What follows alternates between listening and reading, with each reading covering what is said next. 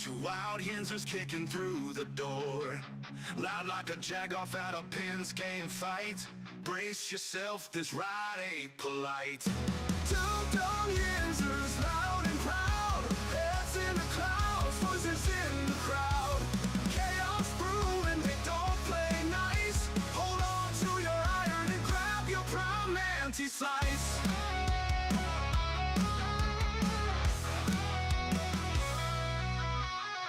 Tales from the burg with a hint of mayhem. Pierogi powered, nothing can constrain them.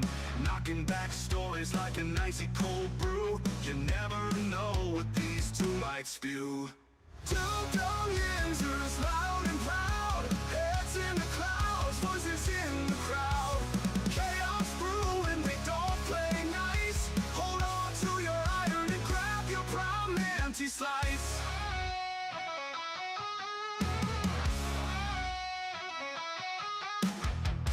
From the bug with a hint of mayhem. Pierogi powered, nothing can constrain them. Knocking back stories like an icy cold brew. You never know what these two might spew. Two Dum Yinzers, loud and proud, heads in the clouds, voices in the crowd.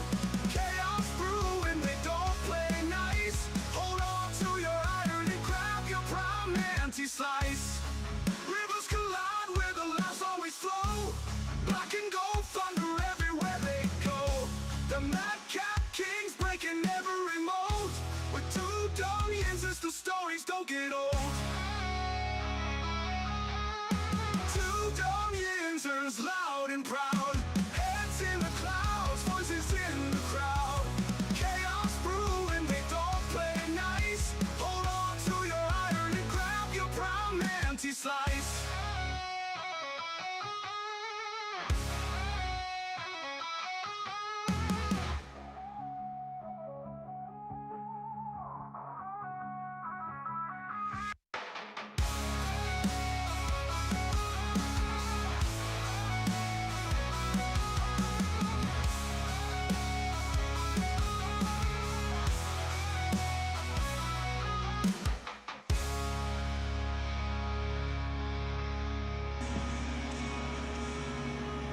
Hola, everybody. Welcome back to the show. I'm getting some kind of feedback here. Just bear with me for a minute, everybody. Welcome back to the show, everybody. This is episode 993 of the Two Dum Yinzers. I want to say to everybody today, welcome back. We are, guys, just 75 days away till the Pittsburgh Steelers kick it off at home against the Atlanta Falcons to kick off the 2026 campaign in the NFL. Highly anticipated season for the Pittsburgh Steelers, but I can't start my day here on the show without saying hello to my favorite friend, Mike. Hello. Hello, Governor. Hello, Governor. Just want to make Taylor feel comfortable and invite you when he ever pops in, you know. But no, I'm doing good, brother. Survived the first power outage of the summer. We're going to talk about that briefly, but I want to say hola. I also want to say buenos dias to everybody in the morning. Also, if you are here in the afternoon, I had it. I don't have it anymore. I was going to cheat. I do have my Spanish board up here in front of me, Mike, but I do want to say to everybody, gracias for being here. And como estas? How are you today? Welcome back to the show. Welcome to the Two Dum Yinzers, guys, as this is, of course, episode 993. I'm sorry, just 7 episodes away from the big 1,000 here on the show. Very excited about that, guys. Lots of stuff to get into today, as a matter of fact, as we are, Mike, on, again, just 7 short shows away from the big 1,000. It's going to be here right around the corner. I don't know what I'm more excited for, episode 1,000 or Steelers training camp. Right now, I'm leaning towards episode 1,000. You know what? Right now, that is... You know what? It's close. It's closer. So it's I think the excitement, but you know, like for me, like the personal selfish reason, it is episode 1,000. Yeah. Like outside of self-pleasuring, what have I done 1,000 times? I agree. Which I mean, I blew that out of the water certainly at a young age, but here we are again, guys, doing it a little later in life. Good afternoon, good morning, good evening, wherever you be tuning in from. Welcome back to the show. Always great to see everybody. Today is episode 993 of the Two Dum Yinzers. Welcome back. Welcome back. Welcome back. Let some folks walk into the door, Mike. A couple things that we do want to talk about. We did have, well, first of all, I want to say I'm melting. It's officially summer here in Western Pennsylvania, and this is the first time I felt that I'm melting all year long. So it's here. But you know what? When it's summertime, that means you're getting close to camp. So you know what? We take the bad with the good. Yeah, it's once you start getting to 90 degrees, right around the corner is training camp. So it takes, I guess we can take solace in that. Yes, absolutely, Mike. And you know what? It isn't any. Yeah, you mentioned a few moments ago we did experience the power outage here yesterday, and it's not raining, it's not storming. I assume that it's because everybody's cranking their air conditioners up, Mike, because it is seriously hot here, Mike. But I got to be honest with you.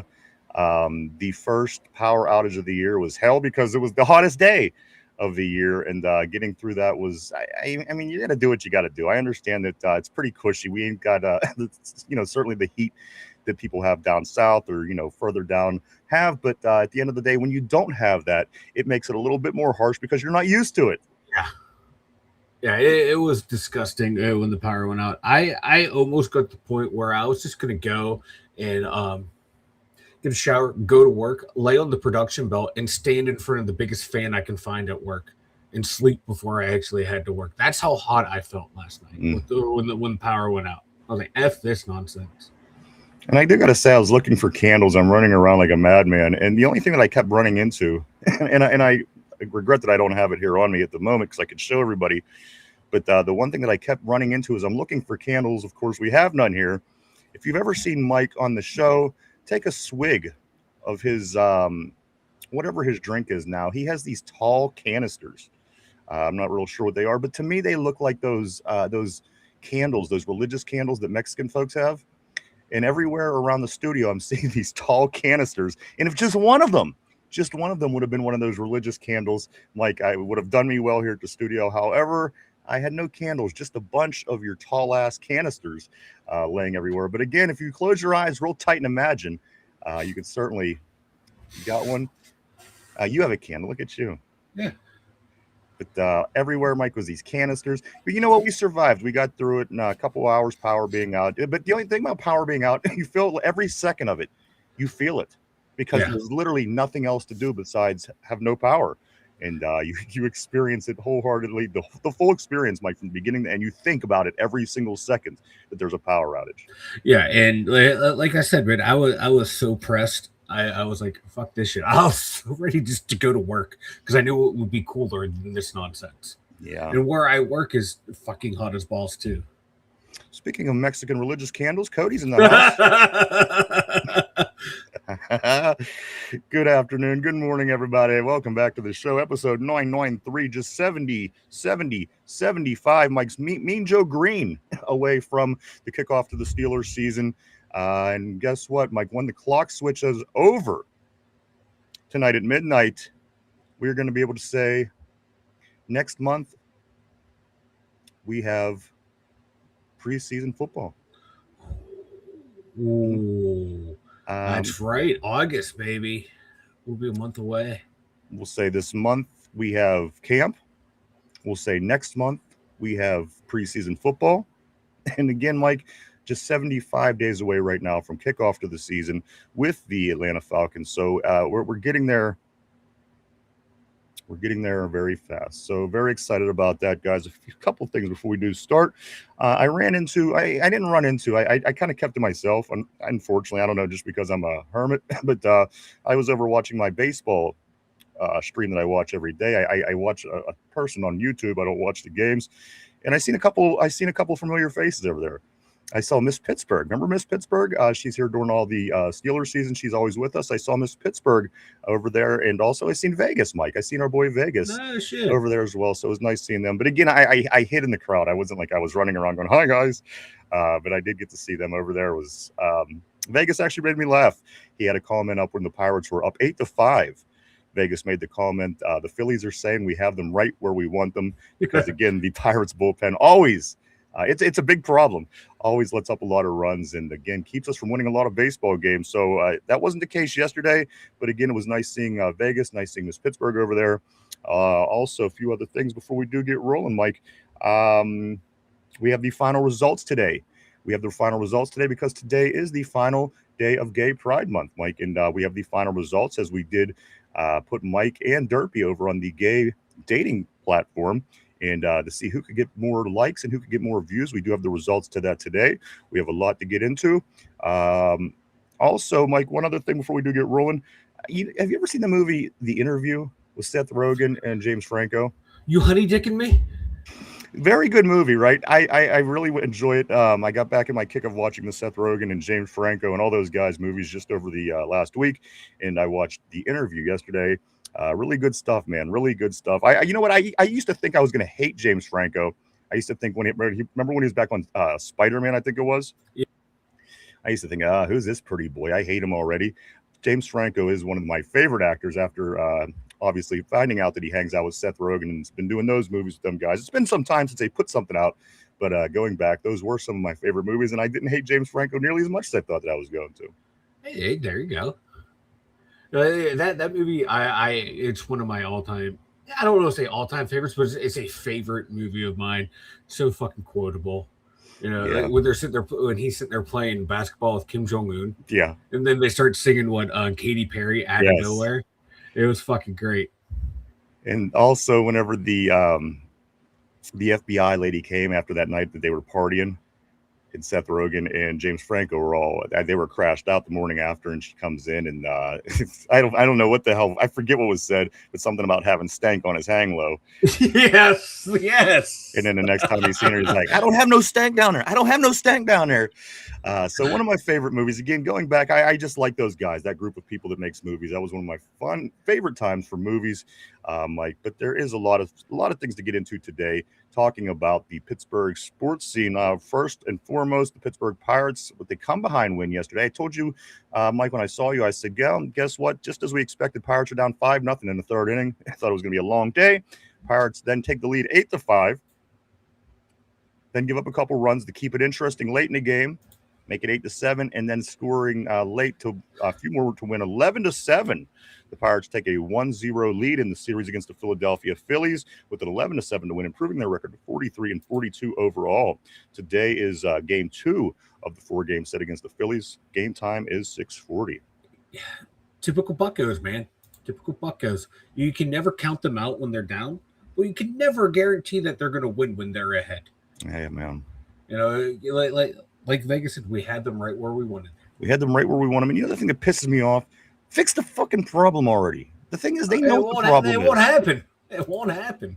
It's so frustrating because, okay, it's like you were in the race. You were doing well. You were in the race for the division. Yeah. And then the bullpen literally kills you.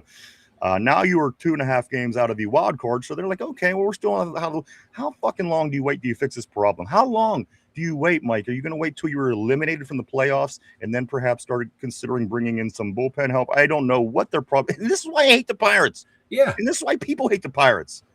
It's not the players. It's not the team. It's management. It's fix the problem. Again, Mike, going half-ass on an all-in situation is so frustrating. You have Mike. This is the most potent offense in Pirate history to this point. Yeah, they hit 100 home runs the other night, and it was the fastest in Pirate history to reach 100 home runs in a season. In all the statistics the whole way across, say that this is the most powerful offense of a Pittsburgh Pirate team in the history, and this team goes back to 1887. Yeah, fix the fucking problem.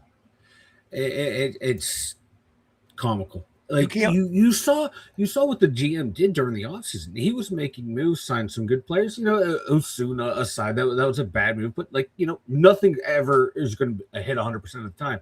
But you're thinking, okay, they are building a good team, and during the season you figure out what holes you need to fill. You can go and do them. Like now, is that him not doing it, or is it the owner telling him, hey, you can't spend more money, or hey, you just got to figure this out on a shoestring? Because when he was allowed to spend money this offseason, the moves looked smart. The moves look really good. Now we're in the thick of it and nothing's happening. Like I hate to say it, but it's the old cliche, but it is the owner right now at this point. It feels like Sherrington wants to do something because just based off the offseason, and now he's being handcuffed by the owner. Like he's told, like you have to wait until the deadline to make a move to where you don't have to pay these guys a lot of money anymore, or you got to figure out how to do this on a shoestring budget. It's the only thing I can think of because when he had money to work in the offseason, brought in some really good players. And Mike, the fact that you're even willing to waste the best offense in the history of the Pittsburgh Pirates to again, I don't even know what the reason is, but again, Mike, the strength of the team initially was the starting pitching, and you know what, they're getting tired at the end of the day. So you have to have relievers to pick that up, and you have to have a good offense to pick that up.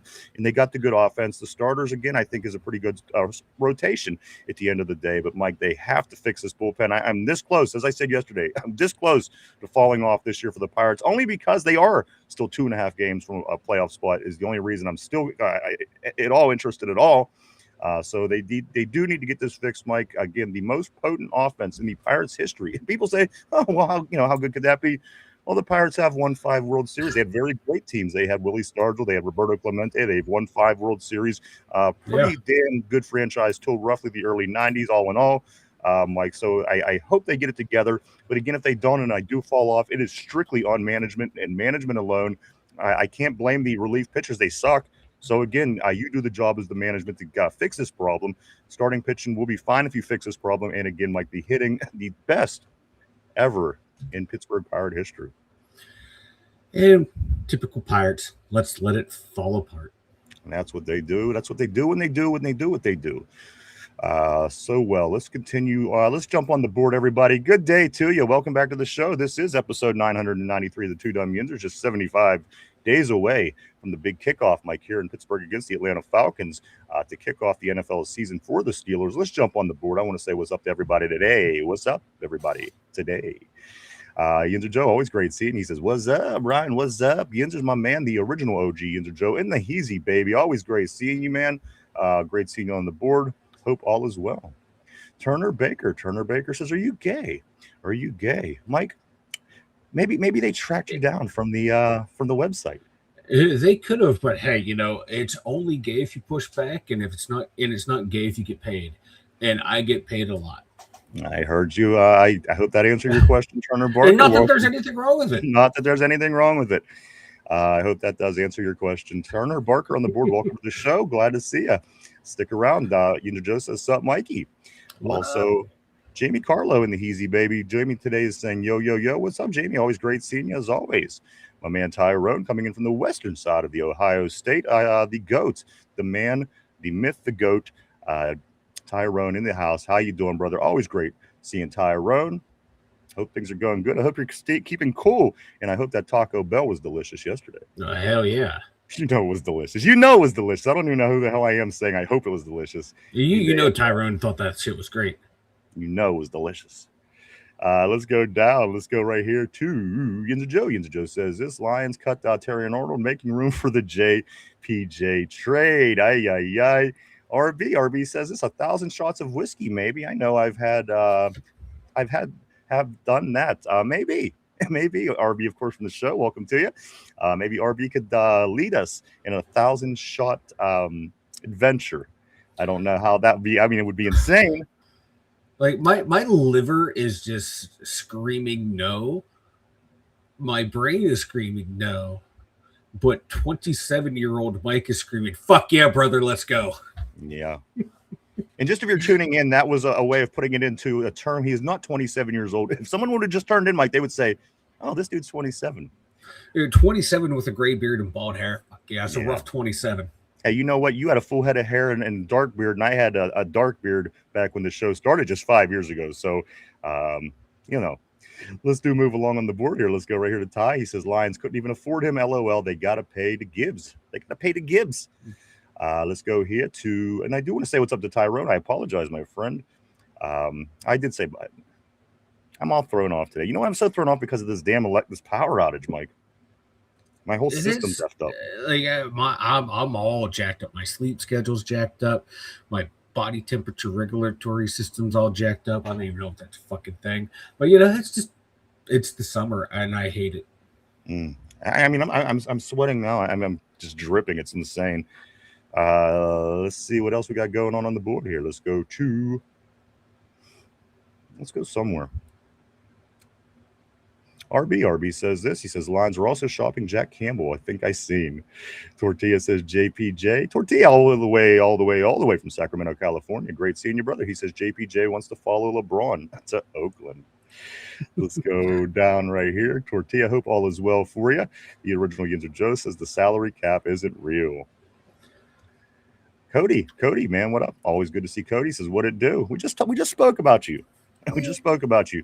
Do you have those religious candles around your house, Cody? I'm just wondering. for no reason other just because you're Mexican.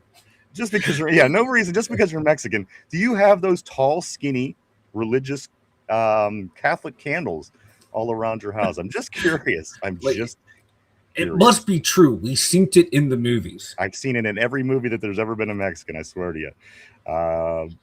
Let's go down here. I do want to say what's up, brother. Always great seeing Cody in the Heezy. Baby, Mark Malone, the man, the myth, the mustache says losing power in this heat sucks for show. And like I said, you can't help but think about it every single second of it being out because there's literally nothing else that you could do when the power's out. So you just sit there and you think about it being on. Then you get nervous. What if it never comes back on? Yeah. What if this is the end? What if this is how it starts? What if we're out first and everybody else starts going out and we never know because we don't have any power or a way to communicate? Next thing you know, we're all so yeah. These are the little things that go across my mind in that period of time. But it came back on, as you see. It did come back on, so we're not all dying just yet. Anyway, dude, the power went out. I was like, did we pay the bills at the studio? You're right. Well, you look out, it's like, all right, everyone else is either didn't pay or there's something fucked up going on. I know. First step is you look out the window to see if everybody else got it, and then you always see the person that does have like the emergency generator. Like, well, what the fuck? They got power. Yeah. And then all you could do is think about it. Yeah, I was like, shit, man, I'm about to go to my house where I got solar. Fuck you. I know Mike's been staying at the studio for because of the heat and his job and everything. So I did hear some rumbling around down in the floor below myself. And you know what? I didn't even bother with Mike. I thought this is something I have to get through by myself. I went and I saw my fat, bloated, rotting corpse in the summer heat. Yeah. But it was hot. Let's move along. Let's go. Cody says Mike works at Penn State. Allegedly. Not in the showers. Well, just think if you worked down in your studio last night, Mike, you worked at Penn State, you probably wouldn't have had to deal with the power outage because, Mike, it was just the block that we're on. Across the road, across the street, they had power. Down the street, they had power. And again, of course, it was just our block that had no power. Well, one guy I work with, he's down a ways. He didn't have power. He was like, I want driving around to see. He was like, like you said, it was pockets of the area. And I think it was a conspiracy. I think Art Rooney found out where we lived, and him and Fat Boy are trying to shut us down. Damn. Watch yourself. And then it was actually all right because I got to watch somebody get pulled over right in front of the studio. Somebody was trying to trick a cop and get out of town, I guess. And this cop did this weird little maneuver where he came and parked on the wrong side of the road. And I was like, "You gonna get your ass?" Sure enough, dude came, pulled out from the one intersection. Cop was bam right there, man. Let's continue on the board. Let's go right here to RB, my man. He says this. My wife bought us those circle jugs with the flavor things that attached to it. I filled mine up with moonshine and sat by the pool and watched the kid yesterday. It wasn't bad. I having a pool would be nice. Yeah. Tyrone says, "What's going on, Cody? Hope you had a good beat. Was it your birthday?" No. Was it your birthday? Cody. I want to say what's up to Bo Blocks US. Bo Blocks US. Bo Blocks US. Welcome to the show. Also to the original OG, Yinzer Joe says this James Franco should be on that show, jackass. Again, a lot more entertaining than I thought he was going to be. I kind of felt that he was just a pretty boy when he was initially on Spider-Man back in the day, and I was like, I fucking hate this dude. Just another pretty boy actor, but again, ended up being a lot cooler. At least I think so, unless he's acting. and he's not really that cool, but you never know. Let's continue on. Let's go to Cody. Cody says this: I'm not going to kiss his ass, but at least say I'm going to give him something special with my hand. Yeah. Yeah. Let's go right here. RB says Brad Pitt was the original Night Gorilla in Jackass, and it went uncredited for a while. I did not know that. That's interesting. Cody says, you are stupid and arrogant, Dave. Who you calling arrogant? You're fucking ignorant. I can see Cody doing that. Remember when he was walking with his hand out and he was walking all slow? So many things that I've been watching lately in these movies puts me in mind of Cody. I don't know why. I can see him walking out with his hand out, getting ready to shake his hand. And I don't know. There's just something about Cody's personality that links me to certain characters when I watch movies. Let's continue down here to RB. Mike, he says, I can't imagine the Pirates having pitching problems, seeing as they only drafted pitchers for 15 to 18 straight years. Right. The Pirates bullpen is like the Cleveland Browns quarterback situation. You know what I mean? It should be a lot better than what it is. Let's go to Cody. He says that Tagger has night vision goggles. I forgot about that line. I did too. And I just watched it once, and it's been a while since I watched it, so I'm probably not going to pick up on all the lines immediately, but probably the better ones for sure. Squeege, what's up all the way back in the house? Squeege TV, baby. Squeege, I do want to say what's up to you. I did go over and I did sub, and I was very interested about your page, so go check out Squeege. He does a lot of gaming and things like this. Just click on his name. It'll take you right to his profile, everybody. We did go ahead and start subscribing and following you yesterday. Let's go to Tyrone. He says, yeah, that shit was good as fuck. Also, I bet Taco Bell. Mark Malone says, Mike is gay for one more day. Mike, just one more day. And then you could shed your gayness and we could move on, Mike. And I could finally get, and this, don't take this in a mean way. I could finally get all this gay shit off my computer. And I want to say that in the nicest way possible. Because I know what you mean. Because, well, for one, gay people are very, at least, okay, people can't say, well, you're saying that. No, I'm experiencing it. I've experienced it. I've had gay websites. Horny men are aggressive. Horny men are aggressive. So maybe that's a better way to put it. Because I've had this on my computer for about 2.5 weeks now. And I got to be honest, I've never even had it anywhere as close to the amount of messages coming into my computer than I have since I've been coming into your computer on this gay website in pursuit of our Mike and our Derpy here in this competition on the show. But I'm very excited to get it scrubbed because, again, not because it's gay, just because it's so often and so aggressive. And you thought that straight men were aggressive. These dudes are aggressive guys. Again, we're going to get to that. Also, Mike, with not only the results today, we are going tomorrow. I'm going to hunt down the best messages that was sent to Derpy and yourself. And believe me, there was quite a few of them, and some of them are classic. I'm going to hunt down the best messages that were sent from these gay men to Mike and Derpy, and we're going to go over the best ones tomorrow. The results today, messages tomorrow. I think you're going to like them. So just Somber won't be here tomorrow. Yes, I'm going to take the day off. Yeah, it is fair warning, bro. It is only fitting because it is hump day. That is why I'm waiting till tomorrow. Oh, Jesus Christ. I didn't even think of that. Yes, so tomorrow is hump day. We will reveal the best messages that were sent to Derpy and Mike in this month, in this competition. Let's go right here. Let's go to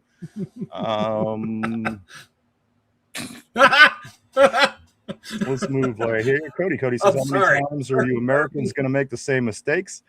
As many times as it takes. Let's go to RB. You are killing me. I'm sorry.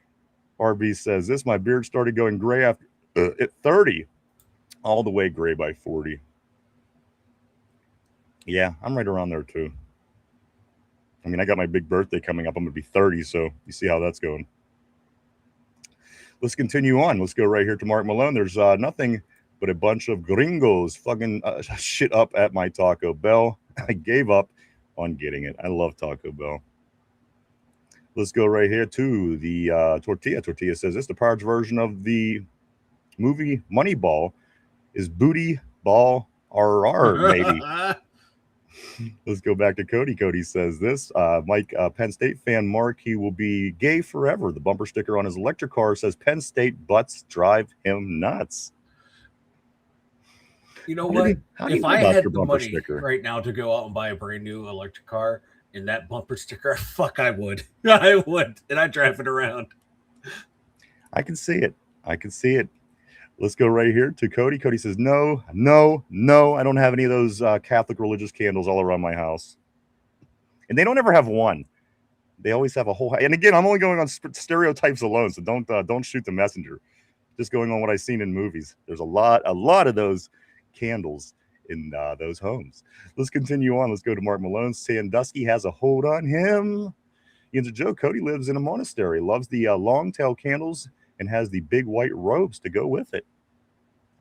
Let's go to Kevin. Always great seeing Kevin on the board. Welcome back to the show. He says, hey, Yinzers, what's up, big dog? Great seeing Kevin in the house, baby. We are just the last day of June. Believe it or not, guys, one more day we're going to be able to say we have camp this month, and we have pre-season football just next month, if you can even believe that.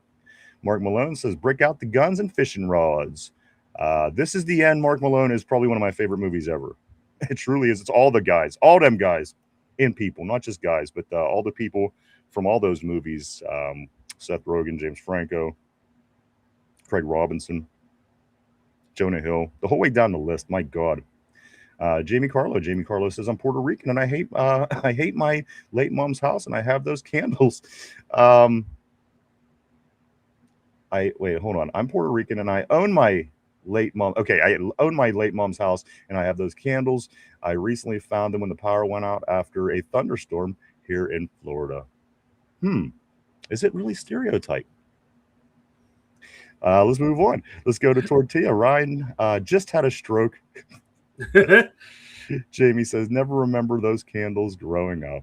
I'm just, of course, being funny today. Funny. Let's go right here to Mark Malone. Mark Malone says, right on, Jamie. I like them too. They look cool. Let's go here to RB. He says, you brought him up, Mike. Did anyone see the maybe worst podcast ever? I seen the other day when Noah and Fat Boy were on a podcast together live. I couldn't bring myself to click it. It looks god awful. Anything he's on looks god awful. Let's go right here to RB. But I bet it was comparable to the drizzling shits through a herpes and hemorrhoid infested asshole. Mark Malone. Let's go to RB. He says losers post their phone number on the profile for 1 week. Ooh, that's interesting. Mike, that is interesting. I could keep it up for another week or so. Let's go here. Nah. Lucky for you. Hey, lucky for you. Don't even worry about it. I got your phone number. You don't worry about it. Shit, that's true. Yinzer Joe says Ryan took some pride in his work on the gay site. I did. I took a lot of pride in my work on the gay site this year as we Mike wrap up Gay Pride Month tonight at midnight. I'm sorry. Let's go to Cody. Cody says that bag was fugly with a capital fug. Kim's knows I take fashion risks. He's gonna see that bag and say, oh no, not you, David Skylark, you secret agent, terminated. So many funny parts in that movie. They're really, I don't think that the interview gets enough credit at the end of the day. I truly think that is so fucking it great. really is. It really is. I do want to say what's up to Alyssa. Alyssa Love Festival DJ. Happy Pride Month to you as well, Alyssa. Welcome to the show. Glad to have you here. Let's go here to Cody. Cody says Danny McBride. That's you, Cody. There's another one. Every time I watch a movie, I relate somebody to Cody. Every time. Last week it was the dude on the second Friday, the littlest of jokers, Mike. And this week he's Danny McBride and others. I don't know why. It's just something about Cody's personality. Let's go to Jamie. 6 candles. Let's go to Tortilla. Now I want to hear the takes. Noah and Kaboli cooked up. They must be signed Najee Harris or some shit. Excuse me. Let me go right here to Tyrone. My man, he says this. I just saw NFL CBS top 20 defensive players. Cam was at number 14. That is the top defensive players in the league, mind you. Tortilla, favor laugh my ass off is Tyrone. RB says this. Tortilla, they are going to do a 53-man roster projected once the Madden ratings drop. And finally, Yinzer Joe says, and thank you so much for tuning into another episode for All Steelers Talk. This is Noah. What a loser. LOL, guys. Welcome back to the show. Welcome back. It's time to get into it, everybody. Yeah. Like Pittsburgh Steelers time. We have so much to get into today. We truly, honestly do. We have a couple things that we're going to do that are fun today, a little extra. Mike, we are going to do these things. We are going to grade. We are going to grade. We've been talking about how the position rooms improved, got worse, just where they stand. At the end of the day, Mike, we're going to grade our position rooms by room today, and also in the later part of the show, we're going to look at the 14 different quarterbacks, the starting quarterbacks that the Steelers will be facing this year, by week up by the schedule, and take a look at that. Mike, I would rather face the Bo Nixes and the Drake Mays than the Patrick Mahomes and the Josh Allens. That's just me personally, and that's how it's going to play out this year. We do get the Bo Nixes and the Drake Mays, and of course, we don't have the Chiefs or the Buffalo Bills, at least on the regular season schedule at that. So we're going to talk about all those things today and much, much more. Let me start with this right here. This is my opinion on, okay, again, with these quarterbacks. And again, I hate this conversation already. But Mike, if there is a situation for a team to carry 4 quarterbacks, wouldn't you say the current Pittsburgh Steelers are the exception of why you might do that? Because a lot of people are saying, oh, you're not going to keep both of these kids. You're going to put, somebody's got to go to the practice squad. Wouldn't this situation that we have kind of be the exception if you were to keep 4 quarterbacks on your team? I mean, to take it apart from what you see just in natural, in the NFL every day, you understand the way the NFL works. You understand the way that it runs. You understand the way that, putting quarterbacks and players in the practice squad, making it happen. Mike, just real quick, again, I'm not going to really hang on this. I'm going to get this out of the way, as a matter of fact, because I hate this conversation. But isn't this the situation that you would actually keep these 4 quarterbacks?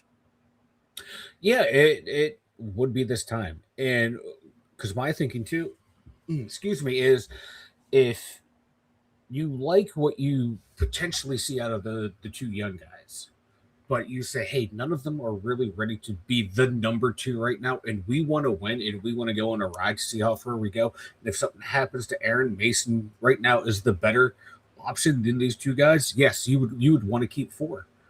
It would make perfect sense, and it would be a logical thing to do and a smart and prudent thing to do for the team for now and for the future. That way you don't have to worry about, if you want to keep Will Howard, you don't have to worry about him maybe getting potentially poached from the practice squad and shit like that.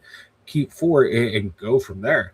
And then, during the season, you still can make a move with Mason or with Will Howard if you want to, if you figure out, hey, you know what, someone's developing a little bit better than we thought. Or, hey, he's not developing the way we thought we would like. You can make a move. You can cut someone. You can trade someone. So, yeah, it gives you flexibility there. If we keep 4 quarterbacks, what's that mean? We're not going to keep a 9th defensive lineman that we're never going to see play a snap. I agree. I'd rather keep a quarterback to develop. And, my God, you at that point of a D lineman, you're getting more or less anyone who's just more or less a practice squad player. No disrespect to those guys, but you know what I mean. In terms of that skill set, when you're down that far out of position depth, what's separating them from being a practice squad player? Not a whole hell of a lot at that point. So I'd rather keep that extra quarterback and keep them going through and developing, and just in case something happens. And then, like I said, man, if you find out, let's say Will Howard's progressing a whole hell of a lot better in practice than you thought you'd be comfortable, hey, call a team up. Hey, man, I see you need a quarterback. Mason Rudolph's here, man. He has NFL experience. A team might jump on him for a 6th or 7th round pick at a point in the season if they're uncomfortable with their quarterback room. So you might as well do it.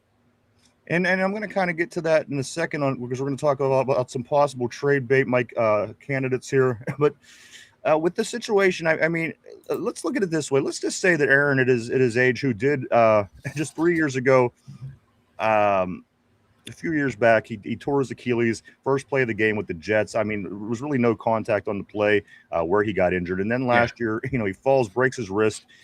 So again, these are 2 pretty serious, but I mean, they're not damning injuries, but at the end of the day, they were pretty damn serious when it came down to it. Let's just say you lose Aaron Rodgers early. Let's say you get rid of one of these guys. A lot of, like, let me just say right here, Joe says this. He says Howard has to play better than Rudy to stay on the team. No ifs, ands, or buts. Let's just say this. Let's say Will Howard doesn't make this team. Let's say Will Howard doesn't make this team. Aaron Rodgers goes down early in the season. Now you have Mason Rudolph as your quarterback and Drew Aller is your backup quarterback and nothing else. Let me say that one more time. Aaron Rodgers, let's say, goes down for the season. Now Mason Rudolph is your quarterback. Drew Aller is your backup, and nobody after that. So what I'm saying is our quarterback situation, it's unique. It's rare. Not for great reasons, not for terrible reasons, but it is what it is. And this is what we have right now. And again, at the end of the day, and it's very possible. Again, I think we're lucky to have Aaron Rodgers for a whole season last year and only missed that one game with the broken rib. Yeah. So let's just say it's something more serious. He goes down and blows his knee out, and he's done. He's done. Done. And now again, Mason Rudolph is your starter. Or let's say you trade Mason away, like some people are suggesting. Now, Will Howard is your starter, and Drew Aller is your backup. So again, Mike, I think that this is a very unique, rare situation to what it is that we have, the people that we have in place.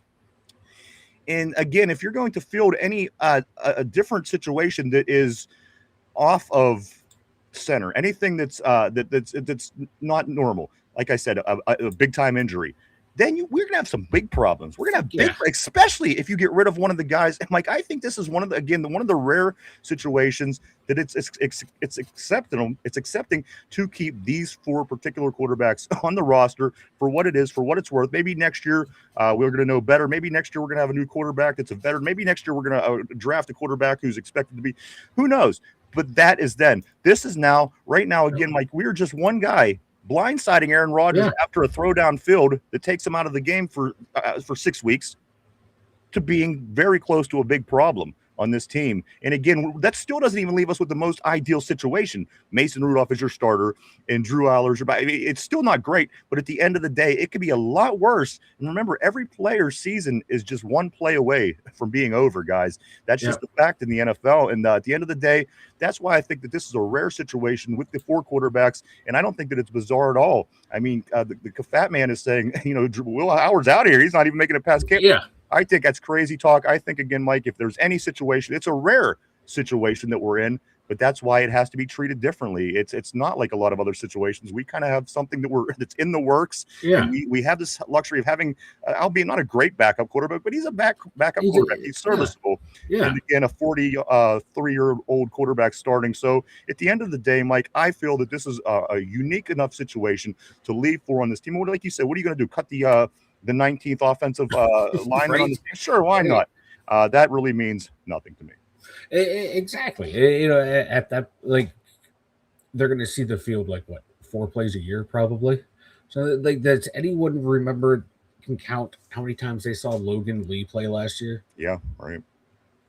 Like, now I'm not saying he would be the victim, but you get what I'm saying, man. Absolutely. Like, guys like that at that point, you stash someone equivalent on the practice squad. I'm sorry. I'm sure we do have extra tight ends packed away somewhere in a closet. Exactly. Come on. Yeah, I mean, there's always rotational defensive linemen guys or offensive linemen guys you can find throughout the league. Like we find safeties on the trash heap will make them serviceable for half a season. I think we can do that with some other positions too, if need be. It's unorthodox. I think that's why people would shake their head, because it's not the norm. You're right. And they wouldn't know what to think. But 1 year, Mike McCarthy went with 2 quarterbacks. Everyone always, you got to have 3. He went with 2. I think he went with Brett Favre and Aaron Rodgers. Said, fuck it, I'm going with these guys, or something along those lines. Like, it's just how you want your team stacked, and absolutely. You have a practice squad. And no two teams are the same. You have to treat your personnel different than the team that has a different situation. So at the end, go ahead. I was going to say, to piggyback off that, two teams are the same. Hell, no team, like, you can apply that to your own team from season to season. Some season, hey, we might want to keep more of this position group. Next season, hey, we're just going to keep the bare bones plus 1 or 2 in that position group. I agree, Mike. Let's move on. Let's get back to some messages here. Let's see what everybody's talking about today. Welcome back to the show, guys. It is great to see. It's very hot. I'm sure wherever you are, it's hot there as well, guys. Do stay hydrated, I guess.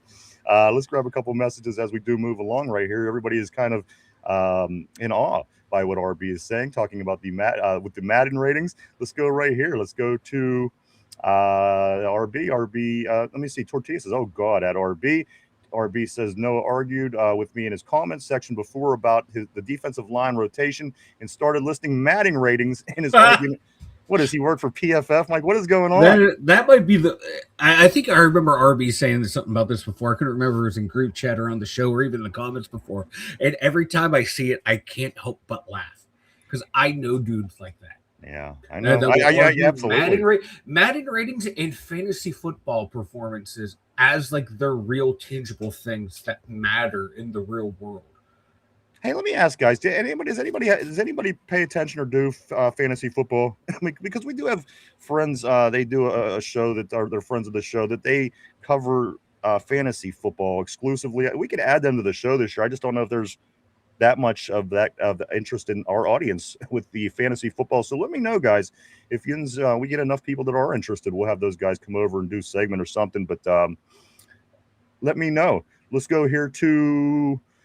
Are you kidding? Yinzer Joe says to RB, of course, about the same matter with the Madden ratings. RB says dead serious, man. Yinzer Joe also Tortilla says exception, more like Rudolph interception. Again, Tortilla, I mean, I don't disagree with you. You got to understand, I don't disagree at all. I don't love Rudolph, but again, for the particular situation that we're in, this is probably the best situation we could have. I don't know what else we could do at this point. I mean, yes, we don't love Mason Rudolph. I don't love Mason Rudolph. I've made this known for years. But again, for what it is that we're working with, it probably would be most beneficial to keep the four guys. I would think. I would think. Let's move along. Kevin says Mike doesn't need a gay website. I could introduce him to my cousin-in-law. There you go, Mike. There you go. All right. Hey, like if this hetero lifestyle doesn't work out for me, it's nice to know I have options. There you go. Options are good. And people, human beings, we just want to feel wanted. That's right. I want to feel wanted by hot chicks, but you know what? Whatever works for you. Me too. But at some point, it's a positive attention being brought. All right. Thing. It doesn't mean you have to act on it. Titties pressed against the window, staring at me, or testicles. I'll choose the titties any day. I mean, me too. But hey, someone wants to take me out for a free lunch, and I don't got to do anything in return. Sign me up, brother. And who the hell's putting their titties and testicles up against your window? I don't know. Let's just move on. Let's go right here to. Go ahead, Mike. No, you good? No, I'm not going to say it. All right. Let's go here. Let's go to Tyrone. He says, yeah, Noah is a clown. The other day, he said, what you said about 15 to 20 for Porter, I laughed. Good 10 minutes, laughed my fucking ass off. One goes on IR. Of course, Mark Malone's talking about the quarterbacks. RB says he wanted to cut someone. I think it was Larry O, and signs this 4-3 defensive end from who was like 260 pounds. And when I said 260-pound DN, he wouldn't work in a 3-4. He told me I moved him to 3-4 in Madden. Yinzer Joe says this Howard has to play better than Rudolph to stay on the team. No ifs, ands, ors, or buts. RB says this. He says he was an 84 and Larry O was only a 77. It's official. Tyrone says this. He says Mason sucks. Just cut him. And Harrison, that saves $8 million right there. And you know what, Ty? And again, I don't totally disagree with what you're saying. But again, as far as Harrison, what are you going to do with an injury there? Say you cut Harrison to save a little bit of cash, and Patrick Queen, God forbid, goes down with a big time injury. Now you're working with a Cole Holcomb and a Peyton Wilson inside. I don't know. I listen. I want to say this in the nicest way possible. I want some brothers in the middle. I just do. It's professional sports. I don't want all white guys in the middle. I just don't. I'm sorry. You need that one athletic white guy in the middle. Right. He's okay. But I need brothers in the middle of I got to have brothers on my defense. Come on. Let's go here. Let's go to Tyrone. Mason just sucks. Cut him in. Okay, we did get that. Tortilla Aller is going to stub his toe and go on the IR for 10 weeks. But see, as be as it may, let's just say, I mean, obviously we're being facetious, but if something goes down, like we're still not in the greatest quarterback situation, even with four quarterbacks. That's why I think that it's kind of ideal to keep all four, because anything that happens, you're still not in a great situation. You're just not with our quarterback room. So let's keep our fingers crossed that Aaron Rodgers could stay healthy for at least one more whole season, and also including into the playoffs for sure. Yeah. Let's go here to RB. RB says this, Tyrone, you can believe whatever you want, brother, and I'm not telling you that you're wrong. I'm telling you, for better or for worse, front office puts too much stock into run support and turnovers. Let's go to Mark Malone. Mark Malone says this, the Magnum would do well in this offense. And he may. Again, this is brand new. None of us know, and we're going to all be learning for sure. Cody says favorite Steeler of all time was Ed O'Neill. Ed O'Neill, of course, Al Bundy from right across the border in Youngstown. He was briefly, as a matter of fact, I think with Chuck Nolan, I think Mean Joe Green's first year. I think they were in the same group there. So one, of course, being a draft pick, the other being a free agent. Ed O'Neill. Yeah, he saw an interview where he was telling about how, like when he got cut, he was like, yeah, just kind of depressed, went to the bar, and people sitting there drinking, they saw me my name up there. I mentioned as a Steeler. Good thing they didn't see that I just got cut. They bought me free drinks for the night. Fat woman coming to the store today, Peg. Let's go here. Let's go. Yeah, of course. Love Al Bundy. 4 touchdowns in one game. My knee was not down. Yes. Let's go to Yinzer Joe. Howard is going to break his pinky and stub his toe. The RB says compared to coverage, if you agree or not, that's fine. But historically, history shows the only guys who get the big bag here at cornerback are strong run supporters and or create tons of turnovers.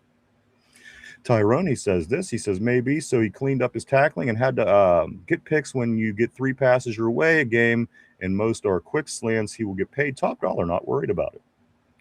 Yinzer Joe says, all I know is the passing defense was ranked 27 in the league. How much of that was Porter's fault? Let's continue on. Let's go right here. Let's go to RB. RB says, I don't disagree. He has improved his tackling, but he's not a strong run support guy. And also don't disagree with the challenge rate, but he has had opportunities. And, here's the thing. I mean, it isn't like one of you guys are wrong and one of you guys are right. I mean, you're just talking about the pros and the cons of the player. And, again, I don't think either of you are wrong. I mean, everybody has pros and cons. Everybody. RB says, no pun intended. Okay, I got it right here. He says, I don't disagree. Has doesn't agree with the challenge rate, but he had opportunities that slipped through his fingers. That's where the pun. No pun intended. Let's go here. Chris Fiss, what's up, bro? Always great seeing Chris Fiss all the way up from South Florida, the Miami area. Chris Fiss says this. He says, with the team we have, do we need a franchise quarterback or just a good game manager? I mean, we're going to find out.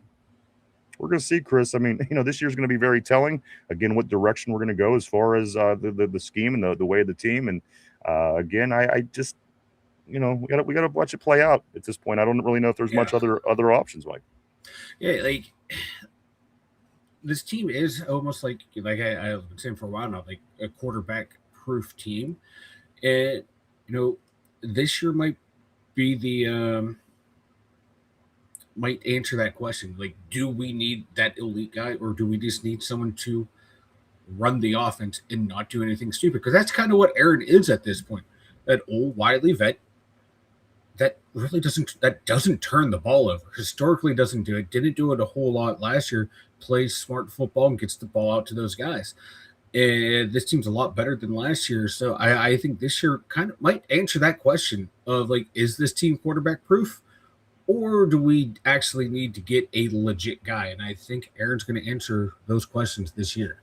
Because if it's like, hey, if we just need someone to play smart football and we can win a lot of games and contend for a title and potentially win one, I see them to keep adding pieces and not go swinging for a big quarterback in the draft or free agency. Here's the thing: if you're making it work, if it's happening and it's working for you, then you shouldn't, we shouldn't be so stressed trying to find that franchise quarterback. Listen, if it's working, again, like, we have a pretty good team. We've built this team to where you can place a good quarterback in and have a pretty damn good team.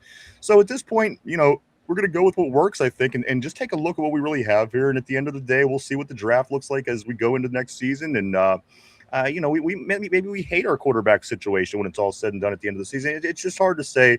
Again, more predictable in the past, but now under new system, new coaches, new this and that, we will learn a lot about the team. And again, that could very well fall into that category as well. But always great to see Chris on the board, and looking forward to seeing him a little bit later next month, as we do have camp starting, Mike, in the end of July, of course. A lot of people coming into town. Looking forward to that. Tortilla says, damn Logan Lee catching strays. Well, I didn't mean to put him on blast, but use him as an example. Let's go right here to Jamie. Jamie says Aller hasn't signed done now. We are back at 3. Well, he will.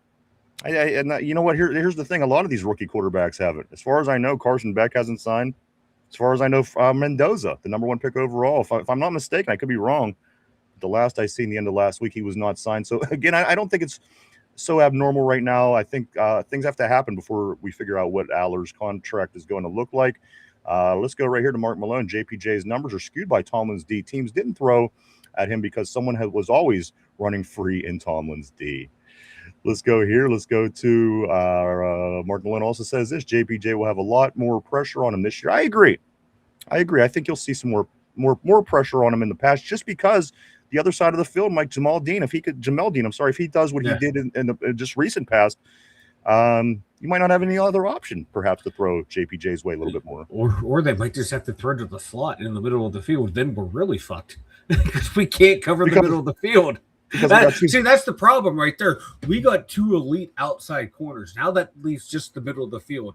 And in 45 years of my life, I don't think I've ever seen the Steelers cover the middle of the field. So I think maybe we should actually trade both JPJ and Dean so the teams will throw to the outside in the middle of the field, be left, safe. Yeah. Let's get into some stuff here, guys. Mike, yesterday I talked about the Steelers having a 1.3% chance of going to the Super Bowl according to DraftKings. You want to hear the rest of how some of this plays out? Because I know people didn't like hearing that, which I don't like hearing because I think we have a better chance than a lot of these teams. Mike, you want to hear some of these other probabilities of teams being Super Bowl worthy according to DraftKings, Mike? Of course, we're sitting at 1.3. We have a 1.3. We are the 22nd best chance to be a Super Bowl team this year. I disagree with this, but let me go to the top of the list just to make it more clearly what we're looking at here. Number 1 is the Rams, 12.6. 12.6, I mean, that's a really high percentage. Yeah, that's a really good percentage. Again, that's telling me that you're pretty much going to win a Super Bowl, which I disagree with at this point. I'm not saying they've done. Listen, they could very well be there. I think they're going to have a good season. Mike, number 2 on this list. Number 2 on this list is the Buffalo Bills with a 7.5% chance of being the Super Bowl team from their conference. But that wasn't really my point, Mike. This one here, the 3rd team in the NFL with the best percentage chance of being a Super Bowl team, Mike. 7.1%. Get this. Are you ready? Can I make a guess? Ravens. I was going to say the Baltimore Ravens. Mike, the Ravens. Okay, let me say this again. The Rams, 12.6, according to DraftKings, 12.6% chance to go to the Super Bowl. Number 2, 7.5 chance, Buffalo. Number 3, tied with the Seattle Seahawks, who just won the Super Bowl. Mike, just think what that means. Just think of what that means. Seattle, anyway, they just won the Super Bowl. And the Ravens tied with them at a 7.1% chance of being the team from their conference to go to the Super Bowl. Mike, the Ravens, again, we're at a 1.2% chance, 1.3. The Ravens, a 7.1% chance, according to DraftKings. FanDuel odds, the Ravens, 3rd best chance of going to the Super Bowl in the league. Okay, like the Rams, to me, that makes perfect sense. Absolutely. That offense and defense, fucking phenomenal. They are literally going all in. Buffalo, I think, is way too high. I think they're the AFC East Baltimore Ravens. You got the photo negative quarterbacks of the Ravens and the Bills, who both choke in the playoffs, or their team choke in the playoffs. How those guys are both there, but like Baltimore, when you said at number 3, I was like, I knew it had to be Baltimore. Mike, and like, what have they done this year to me? Mike, this is better odds. Let me see. This is better odds than the Chiefs, the Chargers, the Patriots, the Eagles, the Lions, the 49ers, the Texans, the Broncos, the Packers, everybody. Mike, and let me give it to you this way, real quick, and I'll pass it right back to you here. The number 3 teams are the Ravens and the Seahawks with a 7.1% chance. The teams after them, it drops down to 4.7 is the next group of teams in their odds. What has Baltimore done to prove that they are in that category? Nothing. They lost to us 10 of 11 games. Like, I know Seattle lost their running back. Yeah, they drafted another one at the end of the first round who's might be just like you plug him in and you're good to go there.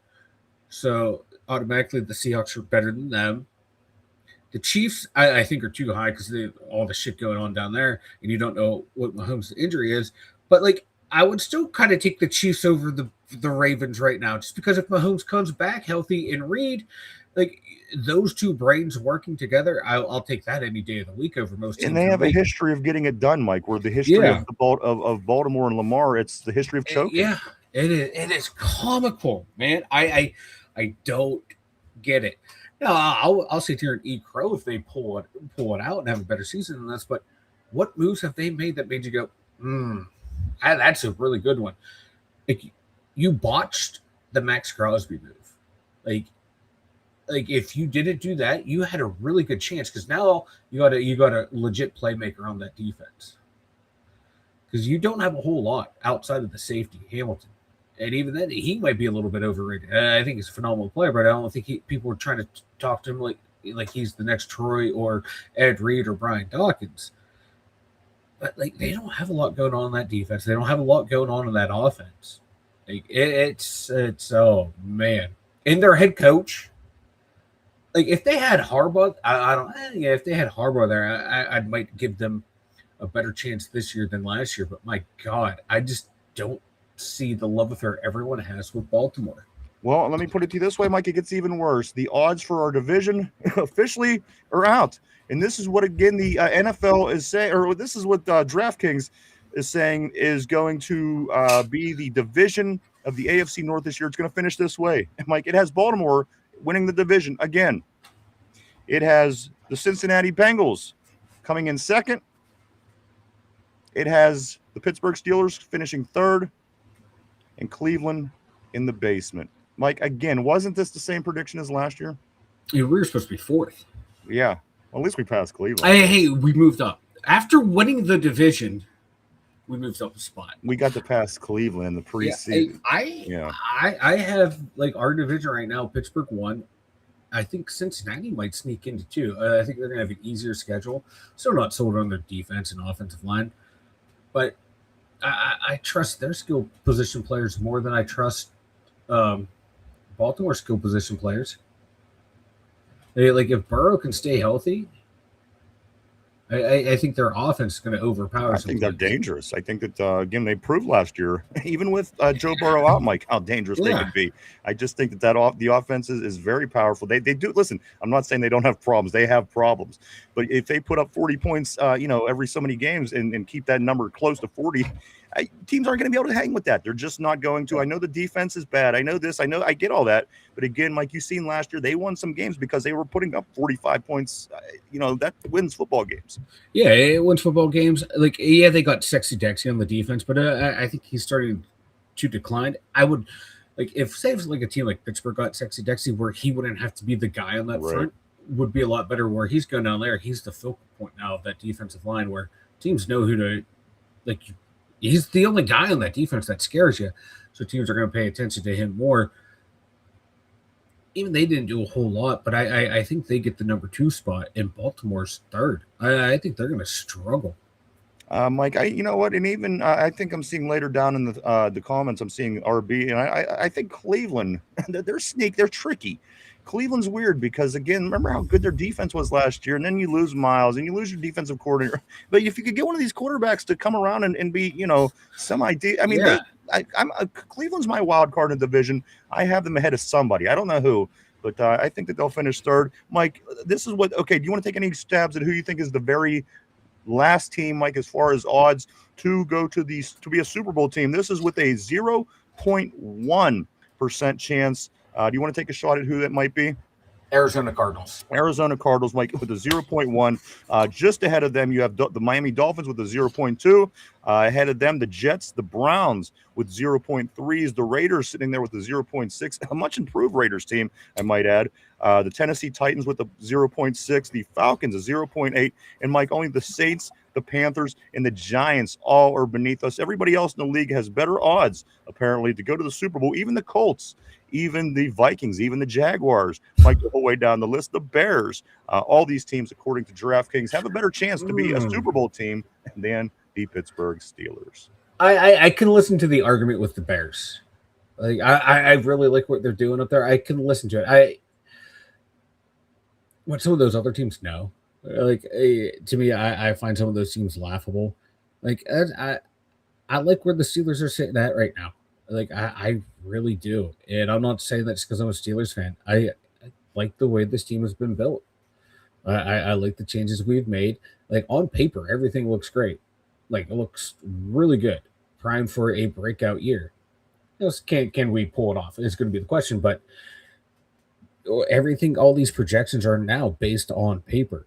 So, like on paper, the Steelers should have higher odds. Should be talked about a whole hell of a lot more in a positive manner than they have been throughout the league. So I can't wait to sit here and be the Cinderella of the NFL and sit here and say, I told you so. I told you here back in June. I told you back here in March March, May, that how good this team is going to be. And, we'll sit here, you and I, Ryan, and the rest of the board will tell everyone that the Dum Yinzers knew it before everyone else. That's usually the case. Usually. Mike, as I said, we're going to get into some different things today. We're going to talk about we're going to grade each particular position room today. But before we do that, I have one more story I'm seeing here. I just grabbed the headline. Mike, Rico Dowdle could be the first player to ever rush for 1,000 yards for 3 straight seasons for 3 different teams. Mike, there's only been 103 players in the history of the NFL to have 3 consecutive 1,000-yard seasons.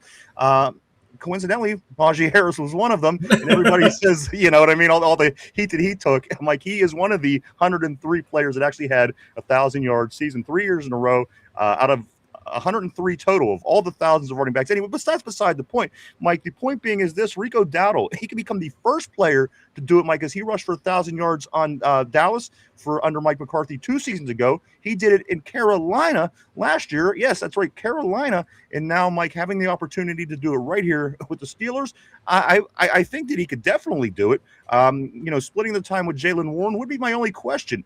Not the ability of Rico Dowdle. Of course, he's a beast. We're seeing that. He has the historic record of it, Mike. But at this point, is Jaylen Warren the reason that he doesn't become the first player to have 1,000 yards 3 years in a row on 3 different teams? He could be. And I think Rico would be okay with that. Just the way he talks about how him and Warren can be a great dynamic duo. I hope he gets it. I hope he gets 1,000 yards, and I hope Jaylen Warren is right there in that 700 to 850 yard range, right behind him, because that means that it's telling me we're doing something really good on offense. I hope he does it, man. You always want your guys to do well, and it would be cool to do it. And I think he can do it. We ran. I don't know. Jalen had a little over 900 yards last year. Kenny had over 500. It might be tough, but I think he can do it. I think he can do it. I think Jalen will be right there on his heels. I totally think that he can do it. Again, it's situational. It's because of Jalen, and I think that maybe Coach Mack would be the kind of guy to kind of give him a little bit of an extra push at the end of the year when he knows maybe that he has 60 yards to gain to get this record. And listen, I mean, if it's within the ballpark, I mean the game. Yeah. We're not going to go out of our way, lose a game to get this guy the record. But again, at the end of the day, I think it's doable. It's very situational though, Mike. Again. Did he have a Jaylen Warren running right next to him in Carolina or Dallas? I don't know. But one thing that I do know, he was able to manage to get over 1,000 yards in both of those seasons, and he will become the first. Again, Mike, that's very interesting. I mean, 3 interesting stories. Najee Harris, the draft pick. Steeler fans didn't love him. Again, 3,000-yard seasons in a row. He goes out elsewhere. Kenny Gainwell comes in, Mike. Kenny Gainwell has an amazing season. He's the team's MVP. He becomes the first Steeler MVP to be traded or not be on the team next year for how long, Mike? And then this guy, Rico Dowdle, has the opportunity to come here and do this. So, again, our running back room has certainly been interesting the past few years with the running backs we have. I think they've all done well. And again, I hope that this continues to the point where Rico can get that record because, again, just one more strange oddity about that particular position. Again, it was Najee. Again, then it was, Kenneth Gainwell, and now him. So it could be just another interesting story from that particular position for the Steelers.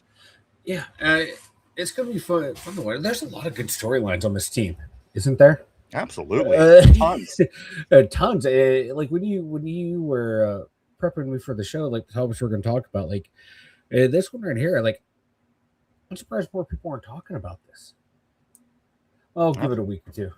Well, here's what Rico. I'm sorry, Robert. I want to say what's up to Robert. Robert on the board, always great senior. At the very top here, he says Rico will get the most carries, and Jalen will be the change of pace back third down because of his blitz ability, his ability to pick up. You know what? And I agree. I couldn't agree more. But again, does it still slow him down? Just because, again, I think Jalen's going to be pretty. You got to use Jalen Warren. I mean, the guy, they're keeping him around. He's looking good. Matter of fact, there's no reason not to go to him. So at the end of the day, I think it's going to be very situational. Right here, let's go to Tortilla. Still got more bars than RB on the darkness retreat, guys. A couple of things. You know what? We're talking about positions. We're talking about the running back. Mike, let's take this as an opportunity to get into grade the rooms. We're going to go through all the position rooms right now, and we're going to give our grades on what we think of them. And I'm going to surpass the quarterback right now. I'm going to come back to it, but let's start with the running back room, Mike. Of course, Rico Dowdle, Jalen Warren. At the end of the running back room, we're not real sure how it's going to play out, but I mean, you could throw Caleb Johnson, all the names. Mike, where do you grade this running back room? If you had to give them a grade, if let's say you were a teacher and you just grabbed all the tests and you were grading them, what do you give this running back room? Based off our top two guys, I'm going to give them an A. Jalen Warren had like 12 to 1,300 yards total offense last year, 8 touchdowns. If he was your number one back, you would take that. You'd be like, okay, we're good with that.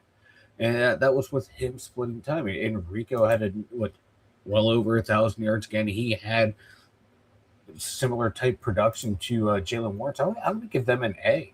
I think this is a underrated group. Yeah, he also had 1,300 yards total offense with 7 touchdowns. So you're getting 2 backs combined for 2,600 yards. 14 touchdowns between the two of them. I'll take that. That's an A. All right. I see RB has a B-. I'm going to go B+ here on the running back room, Mike. I mean, it could very well be an A at the end of the day, but just because I'm not sure how this is going to play out with the splitting up of the two main backs right here. Again, at the end of the day, Jalen Warren could very well be the one in this group, and Rico Dowdle could very well be the one in this group. Having this is a good problem. I couldn't agree more. I'm going to go a high B+. Again, just a little bit of uncertainty there on how it's going to operate keeps me at that grade. Otherwise, it could definitely be an A. Let's do slide back to the quarterback position. We talked about this early on the show and how this is going to play out and what the possibilities may be, Mike. I think this is kind of a difficult room to figure out a grade for. I'm going to get back onto the board shortly. Let's get a couple of these knocked out, Mike. Mark Malone is saying he gives the room an A for the running backs. I think he's saying there. Let's slide back to the quarterbacks. Aaron Rodgers, Mason Rudolph, Will Howard, and finally Drew Eiler. Mike, if you had to grade these teams, if you had a red pencil in a red pen in your left hand and a black pen in your right hand, how would you grade the quarterback room for the Pittsburgh Steelers? And you know what? This is a universal question, not only a good Steelers show question. People all around the NFL fans are wondering what to make of what we have going on with our quarterback room. Mike, what's the grade? I'm gonna go. See, this is a tough one because you get a lot of production drop off going from 1 to 2 to 3 to 4. I'm going to go with a B- C+. Aaron Rodgers, he was top 15 in yards, touchdowns, interceptions last year.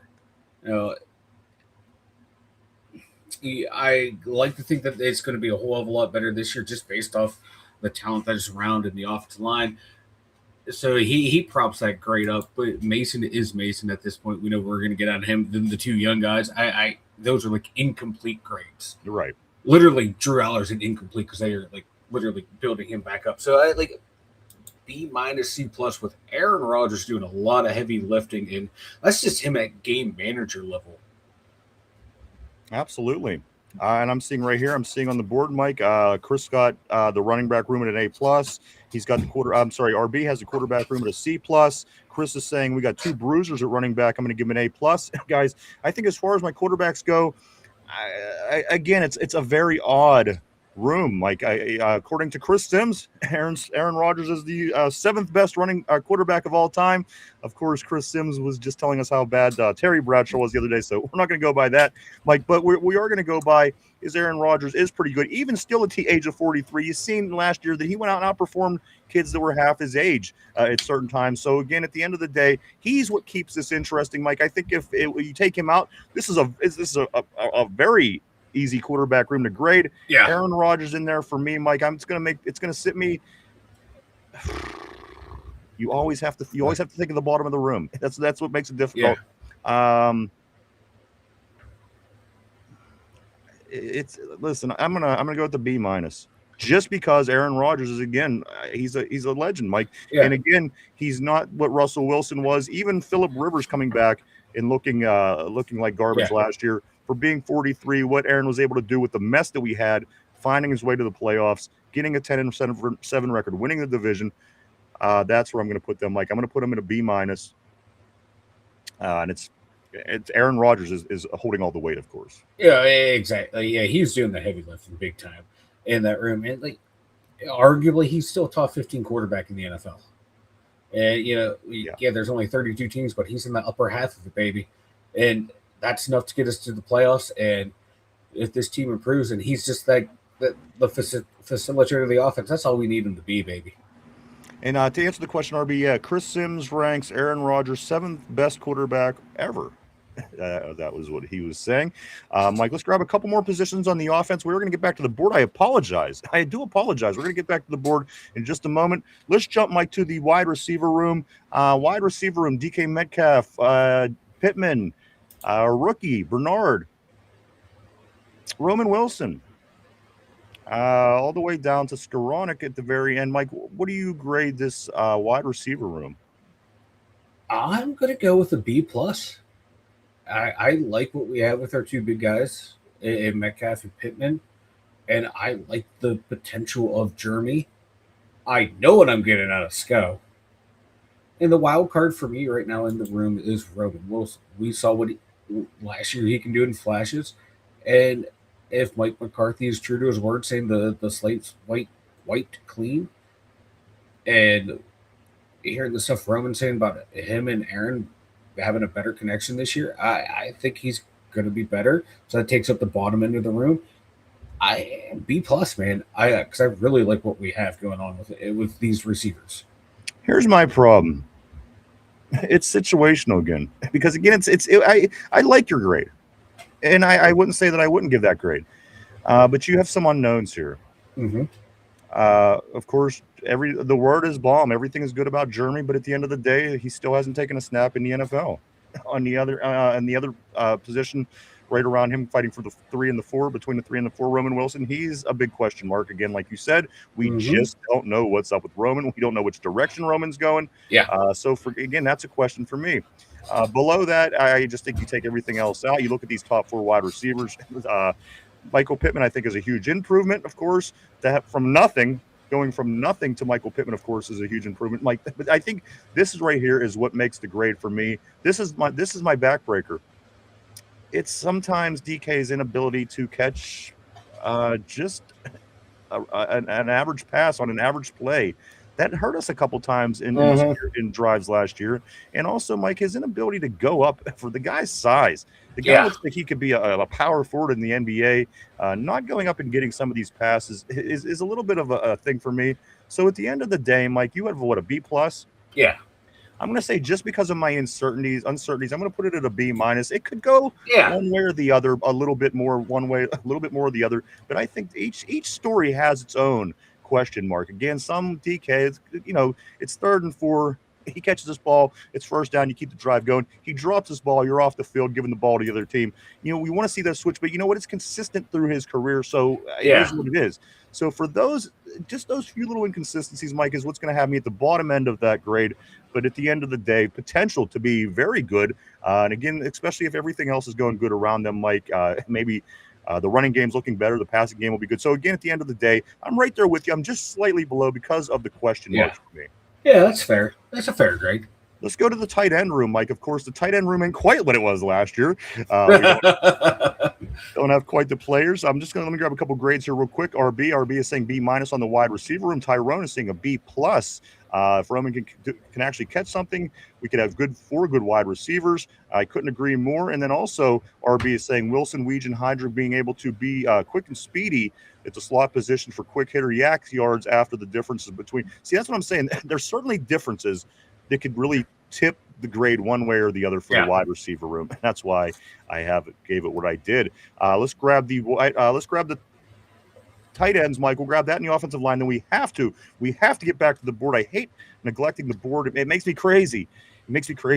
So let's get to the tight ends, Mike, here for a few moments. Of course, Pat Freiermuth, who's kind of fallen out of people's sight, which I think is very beneficial for us. That people were going to mainly be paying attention. And it's not like it was when John was here. I think it's different this year. We'll get into why in just a moment. Mike, we're talking Pat Freiermuth. We're talking Darnell Washington. And what do we got? I think we have another guy or two back there somewhere, and I don't even know who they are. But you know what? They're not even going to be relevant when it comes down to it, Mike. Let's talk about the tight end room when it comes down to it. We're talking Darnell. We're talking Pat Freiermuth. What do you grade these guys? I'm going to give them an A as well. I think those two cats right there, that's an A room. And they complement each other well.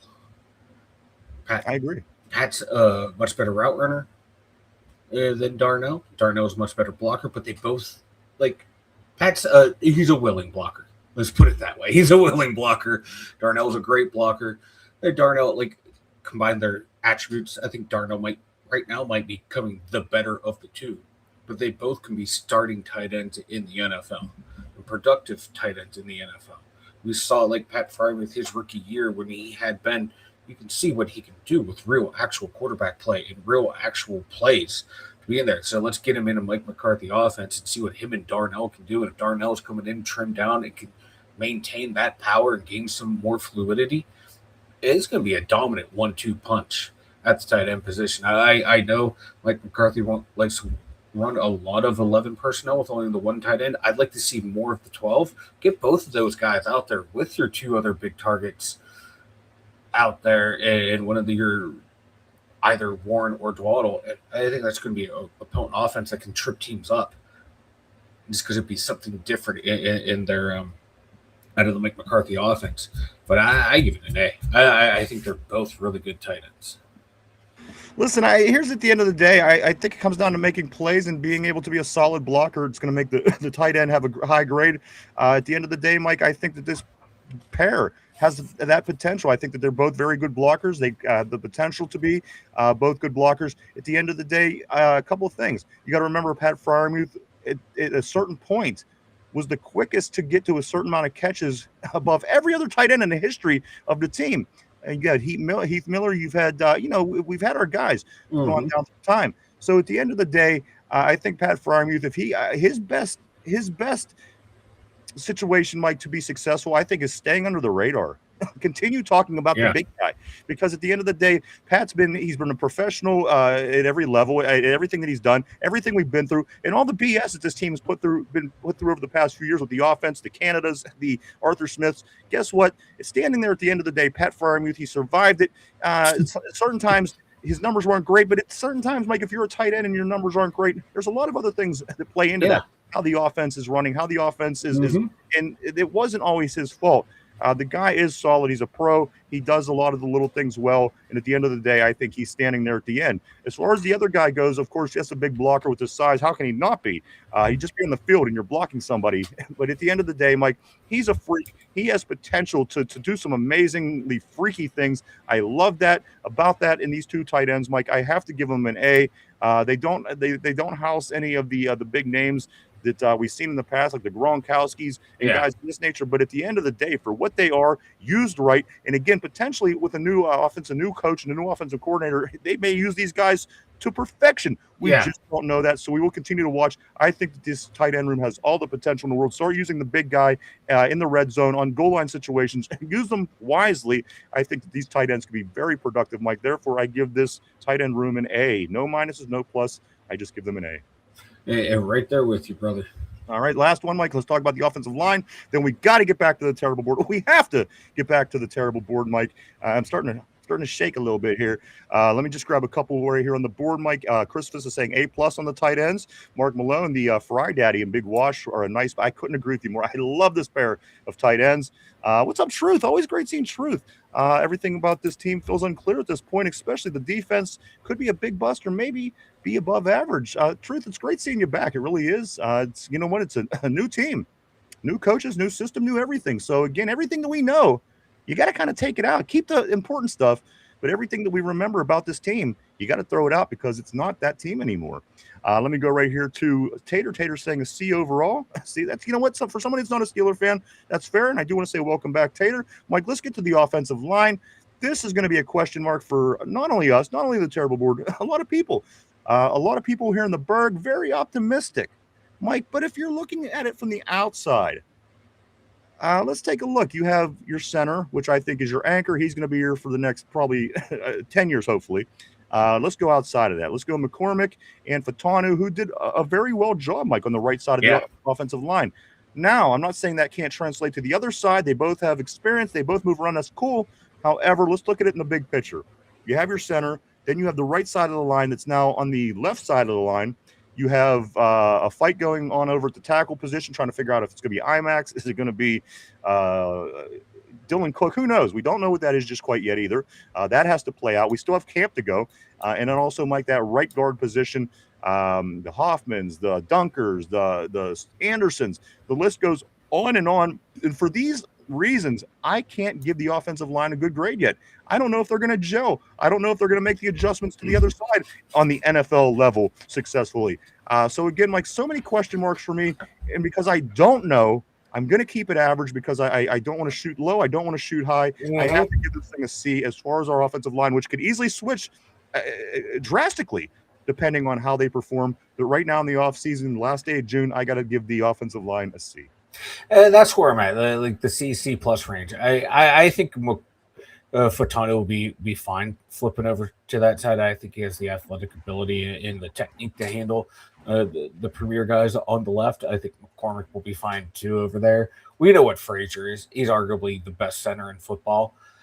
And it's like you said, it's that right side is the big question mark. Now, if IMAX hits it out of the park early, this line has the potential to be one of the best in the NFL. Like it really does. I don't think that's out of line to say, but right now, with all the factors that you just listed, is safe bet for me is like C+ range right now. I mean, that's the thing. That's all you could actually really do. Yeah, because the potential. I mean, you could grade potential, but you could also grade the opposite end of the spectrum. The fact of the matter, we just don't know. These 5 players are going to be. Well, 4 of the 5 players are going to be in a different spot than they were last year. So again, you know, it's the unknown, the uncertainty for me that's not allowing me to go one way or the other is why I have to keep it right there. Like yesterday, me saying I really do think IMAX is going to take control in the latter half of training camp.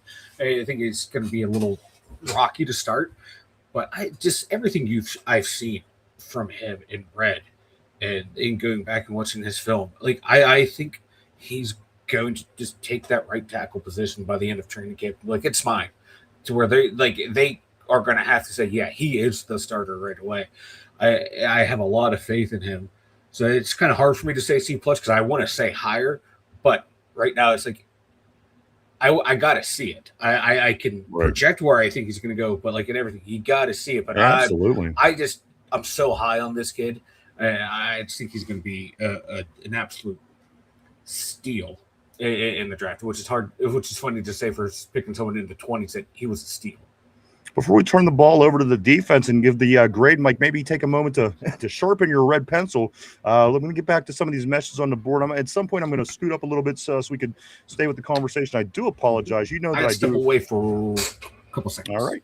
As you do, I like to read every comment, and I do read every comment ultimately. But let's see what we can do here to try to stay current in the game. Let's start way back here with RB. Just to start, he says, I won't die on this hill. He's not a top 5 to 8 corner. Of course, going back to JPJ, he says this, I'm just saying 15 to 22 is what the team is looking to pay now, maybe for 2 years, and then be willing to drop the bag if a progression continues. That's an interesting thought, RB. Not a lot of people are saying that right now. That's a very interesting thought. Tyrone says, yeah, that's not happening. He says that in response. Tortilla says, Bound chicka downtown. That's right, big dog. Always great seeing the tortilla in the house. Let's go right here to Mark. Of course, Mark Malone. I'm sorry, RB. RB says this. Mark, I don't know if you're trolling, but you're kind of right. Run defense has been soft in his second corner. And his second cornerback hasn't been very well. Let's go to Mark. Mark says, hopefully we get a trade done before camp. Let me continue down a hair. Tyrone Herbig got 25. Not a chance he's done nothing. What Porter has. Let's go here to Cody Tyrone. We're not trading Porter, Mark. It's not happening. Mark says it's looking more and more likely. Kevin says I haven't done fantasy football in years. Neither have I. That's why I'm asking. If these guys want to do it, we'll certainly have the guys on to talk about it. If not, that's fine as well. Just trying to get a feel for it in the room. RB says, yes, Tyrone, you're not wrong about Herbig being overpaid, but it's been common to overpay Edge here, and that's not a bad observation, and try to keep the strong run support turnover corners. I'm not arguing if you're right or you're wrong. I get what you're saying as well. Tyrone says, no, it's not rumors. No, it's not. No rumors have said that. LOL. Let's continue down here. RB says, I'm telling you how it's being viewed, and I don't know why you don't understand that, brother. Jamal, what's up, dude? My dog's always great seeing Jamal in the house. My man, hope everything is going for you. Good for you. I know it. I know I've said this the past couple days, Jamal, but it's got to be hot in Texas because it is hot up here in the north and western PA. It is real hot. As again, I have the heat warning at the bottom of my computer. It keeps popping up in red. Jamal, always great seeing you, my friend. Hope all is going well. Tortilla, he says, JPJ is like Donald Trump. Tyrone's. Jesus Christ. Let's go here. Let's go to Ty. He says, yeah, well, I see. I do understand. Laugh my ass off that 15 to 20 is BS, though. Let's go to Chris. Chris says, I play fantasy football every year. If you got a good league, it could be a lot of good fun. Let's go to Cody. Cody says, I'm sorry, RB. RB says, it might be BS, but that's your opinion. I think 25 to 26. Let's go to Cody. Cody says, E-Rob, Landon Roberts. I love Landon Roberts, and I would take him back, or Bobby Wagner, or something else in the middle. Just give me something a little bit more in the middle, please. Please. I heard a few sources. Porter at 28 to 31. Steelers 25 to 28. So that's not that far. It's guaranteed money is the issue. Grab a couple more here on this JPJ. I am going to scoot down a hair, guys. RB says it's fine, but that's me. But I'm saying the team wants to do much lower. Show me the growth deal. Right or wrong, that's the holdup, brother. Cody says Drew Aller probably trip on his own feet and break something. Of course, we're talking about the quarterbacks. Tortilla follows it up by saying, my source said cheeseburgers. Let's go to RB. Didn't Kurt Angle make a training camp once, or am I nuts? He may have. That's a good question. I'm not sure if he did, RB. It sounds right. RB, also Kevin says this. If Rodgers goes down, Howard has the wherewithal to step it up. It's in his DNA. And that's the debate. That's what makes that a difficult, we were mentioning earlier in the show. That's what makes it difficult. We just don't know. Let's just hope that Aaron doesn't go down. And again, that could send the season in an interesting direction. Oh, yeah. Let me grab a couple more of these RBs. RB says this. I think that's where the disconnect is coming from. I'm not telling you what I would do. I'm telling you what I hear the team wants to do, which I don't think is dumb as a fan of the team. Let me go down. I think he does continue on here. He says, I don't want to overpay one guy and have a deal not work out for one reason or another. Plateau, injury, whatnot. I'm being and be stuck. I don't care if it was my favorite player or not. I want what's best for the team. Pretty logical. Tyrone says, yeah, I hear you, but would be dumb if he would laugh at the deal, wonder why he ain't signed, pay me. Let me grab here Kevin. Kevin says in 2027, trade up for Jeremiah Smith and then get Julian Sang at pick 13 or 113. I'm sorry. That way we would have two quarterbacks that's thrown to Smith. If you're going all in, let's just do it. Man, we'll have more quarterbacks on the team than we had tight ends last year if we go at that rate. But totally take the point. Tortilla says not paying JPJ is dumb. I agree. Again, it doesn't seem like it's totally in our hands, Mike. I think other things still need to kind of happen for us to get an idea of what we're gonna pay JPJ, right? Yeah, I don't know. Like I keep saying, man, I'd rather get my guys signed before Right. everyone else, because reset the market, and then now your guys on the bargain. Right. If you let someone else reset the market, now you're Now you could got to pay. potentially be overpaying, and you no longer have the bargain. You know, like everyone scoffed at the Chiefs when they signed Mahomes to that. Oh my God, you're going to pay him that much money over that many years, 250 million over 10. What are you doing? Now even after the new restructure, he's still one of the cheapest quarterbacks of like the elite guys. Right. So, get in, get early. Like you always say, get in while get it while the getting's good. Same thing with contracts. Get it done early, man. You got hand. You know what I mean? The ball's in your court, basically. If you're doing what you said, opposed to you're just going to go with whatever the direction of the water takes you. If you don't, so good point, Mike. Let's move on a little bit. I'm going to jump down here to Corey. Always great seeing Corey on the terrible board. And Don't Drink That. Great host of a great show right here on YouTube. Go check his podcast out. All about conspiracy theories. I love Don't Drink That. Corey says this. What's up, fellas? Let's pay JPJ now. I meant to email you guys today. I've been getting in my head today about my channel and my viewership. Hey, just keep fighting, keep going. Whatever it is, get a hold of me at any time. Corey, great to hear from you as always. And just keep fighting, bro. Keep fighting, keep fighting, keep fighting. What did we say at the very beginning when we talked about this? The only person that could stop you is you. If you continue on, you're successful. Whatever it is, just keep going. Just keep fighting. Let's go down a little bit, Mike. I am going to scoot down a little bit. I want to say thank you. A lot of messages on the terrible board today. Flying in, dude. And you know that I've read every single message that's ever came across the board since we've been doing the show. That's not going to change. So if I do skip over your message on the show, it will get read. I promise you. And the only reason is for doing that is because, again, Mike talks too much, and sometimes I have to. Right, Mike? All right, let's continue forward. Mike talks too much? Let's go. Let's go right here. I'm going to come down a little bit to Jamie. Jamie says, I think as a rookie, once you get your contract sign it, and you haven't proved anything. You haven't proved anything. If you don't sign it, to me, is a lack of respect. Interesting. Let's go right here. I'm going to come down a little bit further to RB. I'm going to go right here, Mike. He says, I think Baltimore is the worst team in the division, but Cleveland will do Cleveland things and roll out Shador Pickett. And you know what? I don't disagree. I think Baltimore is not the best team in the division. And Mike, again, Cleveland is weird.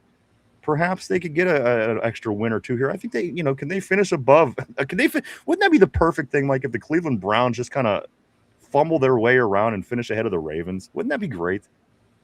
That I would laugh my fucking ass off. As long as it's all underneath of us, of course. As long as it happens underneath, as long as we're like 1-2 and in the playoffs, right. I don't care what happens.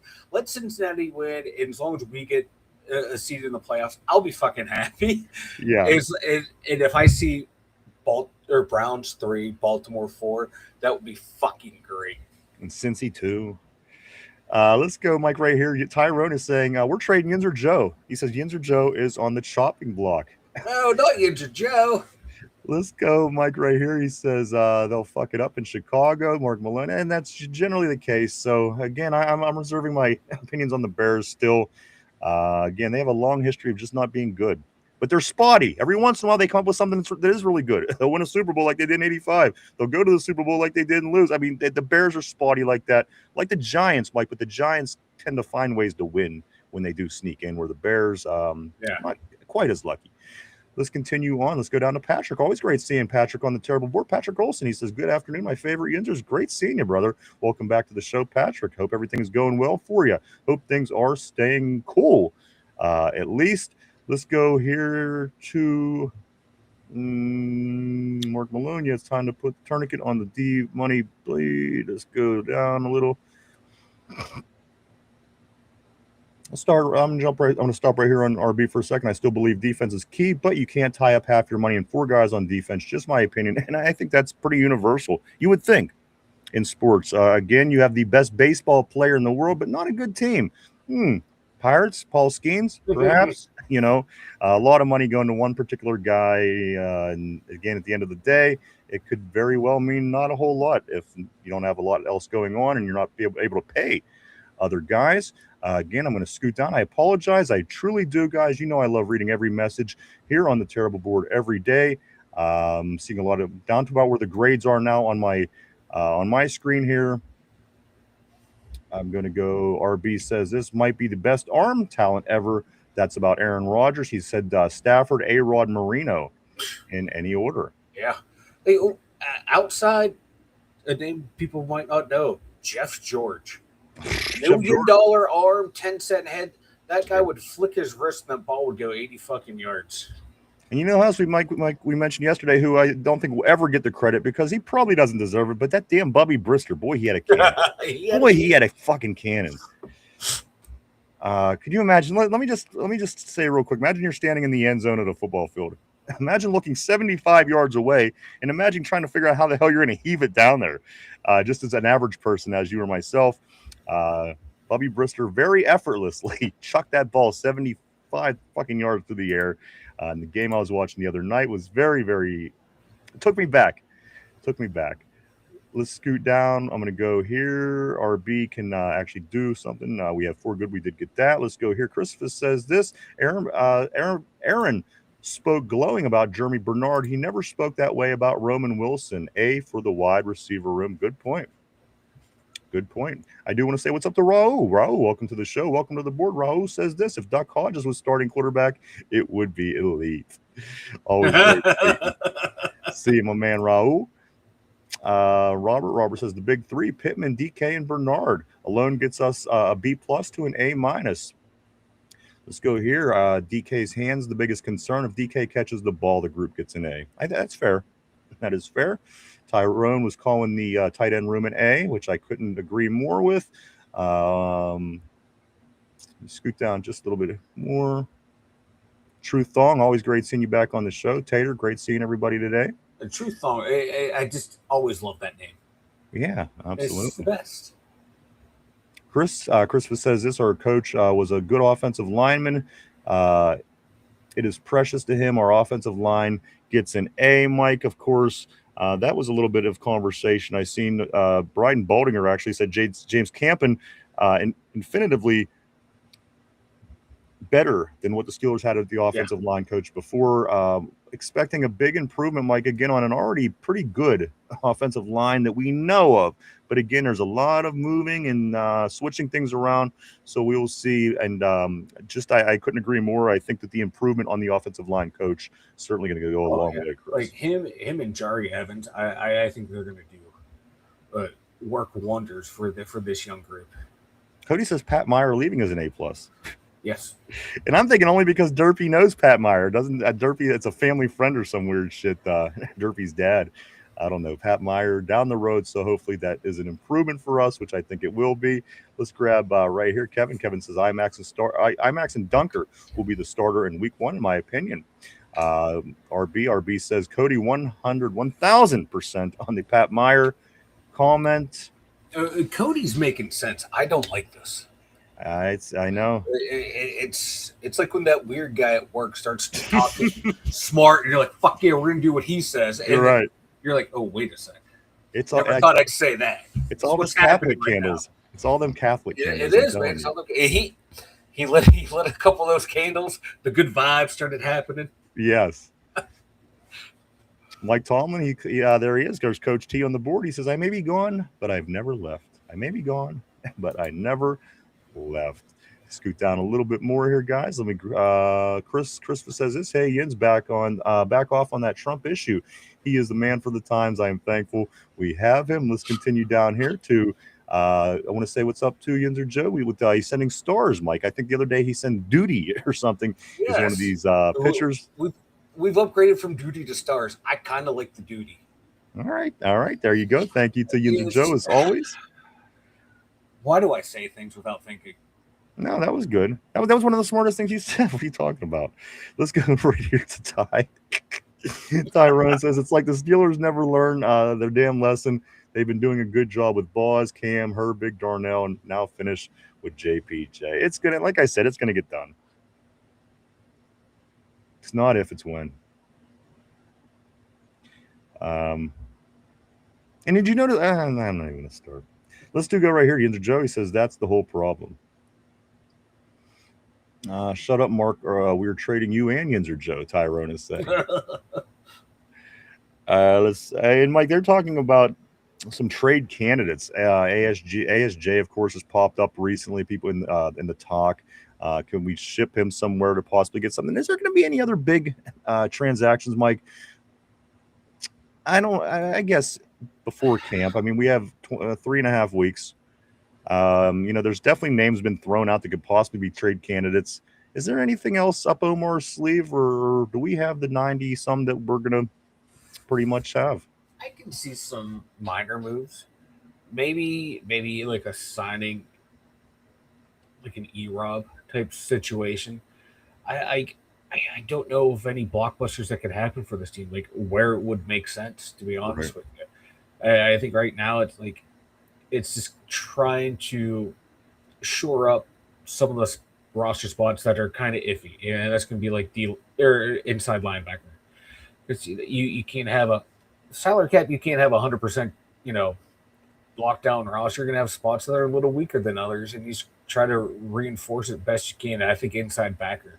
Like I would love to see E-Rob come back for one more year. Hopefully he has one more left in him, and I'd love to see it here. I would too. I think we round out that room. It's still going to be a weak point, that maybe the D line, but like I said, man, you can't have every position group being A+. Right. And the thing about E-Rob, Mike, I think if you're talking about the Bobby Wagners, or what else can you do?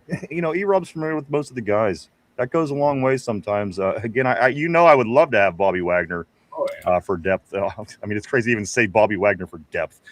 Bobby Wagner's usually the man, but again, at the end of the day, Mike, E-Rob is, he's familiar with a lot of the guys, and that could be the more sensible move for a one-season stint, maybe an all-in kind of season, if you're thinking that way. Let's go right here. Yinzer Joe says this: the Steelers want to get it done, but JPJ wants to wait and get the highest pay. And also Tyrone says, smart by him. He wants all he can. I can't blame him. I mean, that's human nature, right? I think we would all like to be in that situation to get the best that you possibly can. Mark Malone says he's going to end up in Detroit. Tyrone says, Mark, you heading to Detroit? He says, pack your bags, man. Let's go right here. Mark, Kevin says this, Mike, this is what his division looks like. He says the Steelers being at the top, the Bengals being number 2, Baltimore being 3, and Cleveland being 4. Wouldn't it be great? Just like we were saying, something would happen and put the Baltimore Ravens in the basement for a year. That would be fucking fantastic. I would fucking laugh my ass off. Again, they were 1-5 to start last year. 1-4, whatever it was. I mean, come on. That would be fucking great if they can keep going down and spiral down. Like, you got a new coach. Like, Harbaugh knew how to rally those guys. Will this new coach be able to rally them if they have a bad start? I agree. Let's go here, Tyrone. Tyrone says Yinzer Joe had the Pro Bowl numbers last year. The fuck you talking about? He was ranked 1 and 2 in every stat, and he had better stats than Surtain, which again was the defensive player of the year prior. So again, not bad to be compared against. Let's go here to Corey. Corey says this: don't drink that. It was 98 degrees here yesterday, and it was almost beat the shit out of someone. I can't stand anything over 80. 72 is my preferred temp. Mike, I think you're right there in that cat. Listen, I don't love the heat. I like the change of pace. I like the winter. I like the spring. I like the fall. I like it all at the end of the day. But it keeps everything else even. It all works out at the end for me. Mike, you're not big on the heat. You and Corey, and even I seen RB was beating the shit out of somebody the other day too. Is it the heat? Is it the heat? It might be. I just like anything over 75 with a nice no humidity and a nice breeze. I'm ready to murder someone or find the nearest bridge and dive headfirst off. Yeah. You know what? Who was mentioned in the pool earlier? Was it RB? Maybe we had to have a team meeting at RB's house one of these days. We'll take the trek over there to Altoona and take a swim in RB's pool. You know what? We'll leave Derpy at home. What do you think? What do you think, Mike? Hey, he just open up the distillery and I'll just lay there. Let me ask you, what's the bigger draw, the swimming pool or not having Derpy tag along? Exactly. I ain't saying nothing. I'm not saying nothing, but I'm saying something. Let's move along. Let's go Tyrone. I'm sorry. Yes. Yinzer Joe, he says, and did he make the Pro Bowl last year? And Tyrone says he should have. He had a great season, and the guy hasn't given up a touchdown in 3 years. Perhaps he should soon be considered for, a Pro Bowl. Mark Malone says George had an unreal can. Absolutely, Jeff George. I can't remember if he was. I think he was drafted by the Colts and then went to the Falcons, or drafted by the Falcons and went to the Colts. But very, very big name, certainly in my early teenage years. Him and Glanville together. Him in Glanville with the new black uniformed Falcons down there. That shit was great. Which I loved. I loved when they shifted to that with the Dion, the prime time. Remember they was even teaming up with MC Hammer with the Too Legit to Quit. I think it was his big song. They paired it up with the Falcons. Let's continue on. Let's go down the board here just a little bit more, Mike. We're pretty much caught up. Let me go here to RB about George. Jeff George, he says George had a rocket, but he lacked control of it and was very 50-50. Same with Vic, A-Rod, Marino, and Stafford. Arm strength, accuracy, placement, anticipation are the next level above everyone. Mark Malone says, yeah, I'm just talking pure arm strength. Unreal shit for sure. For sure. You come down here a little bit further. RB says Pro Bowl is a joke. It's a popularity contest. You're right. And unfortunately, that's what it's become. It's taking merit away from the players. If you ask me again, guess who wasn't a Pro Bowler after having 3 seasons of letting up no touchdowns? JPJ. Guess who was a Pro Bowler for being a backup on a team and not really doing anything? Shedeur Sanders. Snoop Huntley. So again, yes, the Pro Bowl it's become a joke, and I hate that about it. I hate that because you're taking away from the players. Let's go down a little bit more. We're almost caught up here, Mike. Corey says this, Mike, it's like in Scary Movie at the end. This can't be happening. It's happening. Let's go here. Yinzer Joe says that Ty, I've played coach, watched football my whole life. I don't care for Porter. I think he'll get signed, but I also think they're going to overpay, and then he falters. Tyrone says, I don't care what the fuck did you, a JPJ hater and a clown. I said what I said.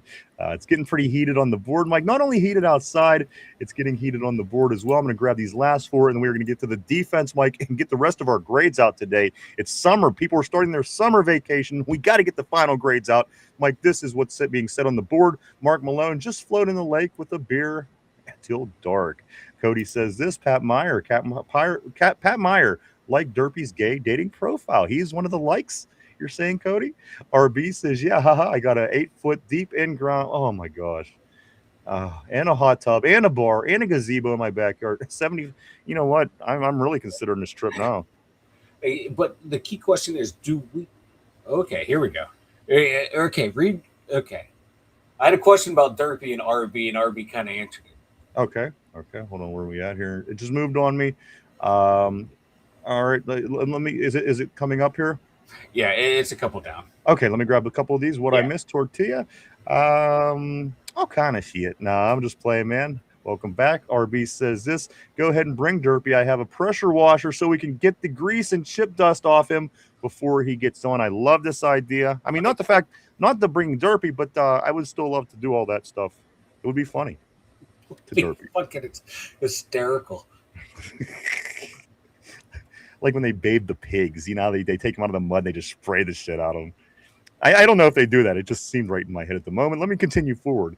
Let's go to Chris. Chris says, this is the Steelers versus Ravens rivalry been watered down since Harbaugh left the division.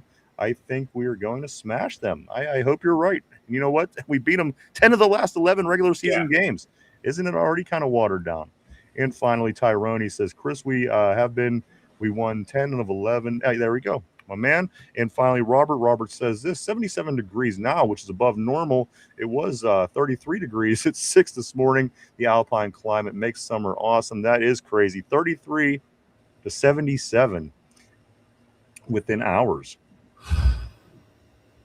RB, I'm sorry, Yinzer Joe says this, I don't really hate or despise anyone. I don't really care to argue with you. I will be the bigger man and apologize for basing my. I mean, that's everybody's got an opinion, guys. No, it's all good. Ty gets that. It's all good, man. RB has a pig, and she's cleaner than Derpy. I'm really thinking about a trip to RB. I was going to say we could, have Derpy sleep with the pig, but then to find out it's a female pig. Yeah. I don't want to see that hybrid. Yeah. Would it be Derpy's body with a pig head or a pig's body with Derpy's head? What's worse? Oh, God.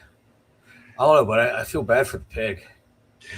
Cody says maybe you should give a standing ovation. Ty says, no, you good, bro. It's it's all good, man. Let's move along. Let's talk about this defense. Speaking of defense, guys, and Joey Porter Jr., Mike, we're gonna get back to some grades.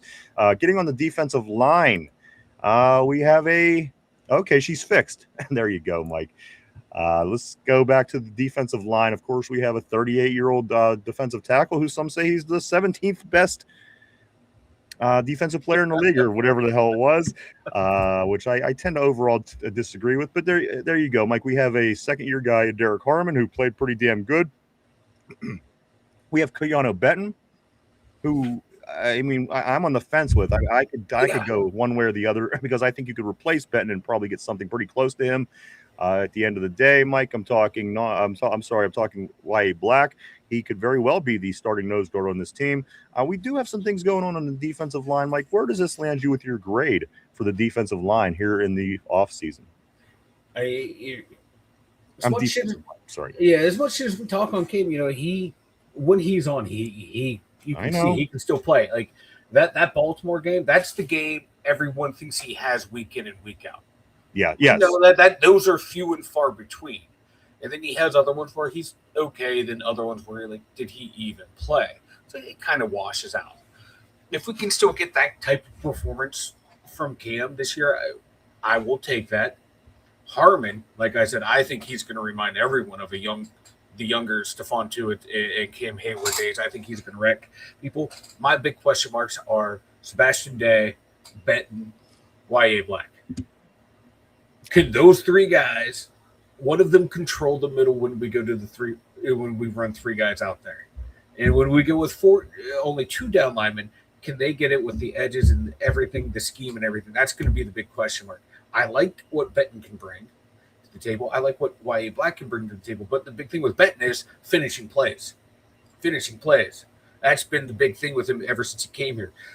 Right now, I have this D-line at like a C+. If scheme changes and players are in different spots and Day can come in and solidify the nose, and it has the potential of being a really good D-line, kind of like the offensive line. But there's a lot of ifs and buts in the statements when it's with this D-line. RB's giving him a B-. Mike, what is your final grade for the defensive line? I'm going C+. All right, and it's fair. Again, the names that we mentioned earlier, I think we should be an improved defensive line. I think we need to be an improved defensive line. I think the addition of Sebastian Joseph Day is my question mark, Mike. If he can make some difference there in the middle, I think that the defensive line could certainly improve and keep moving in the right direction.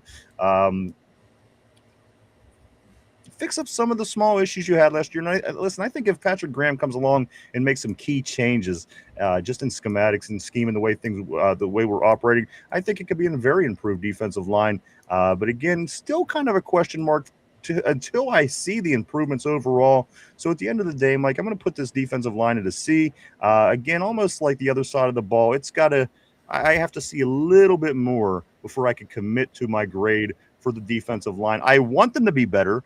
There's just no guarantee that they will. Again, with an aging Cam, you mentioned everything you said about him is true. I think it's 100% true.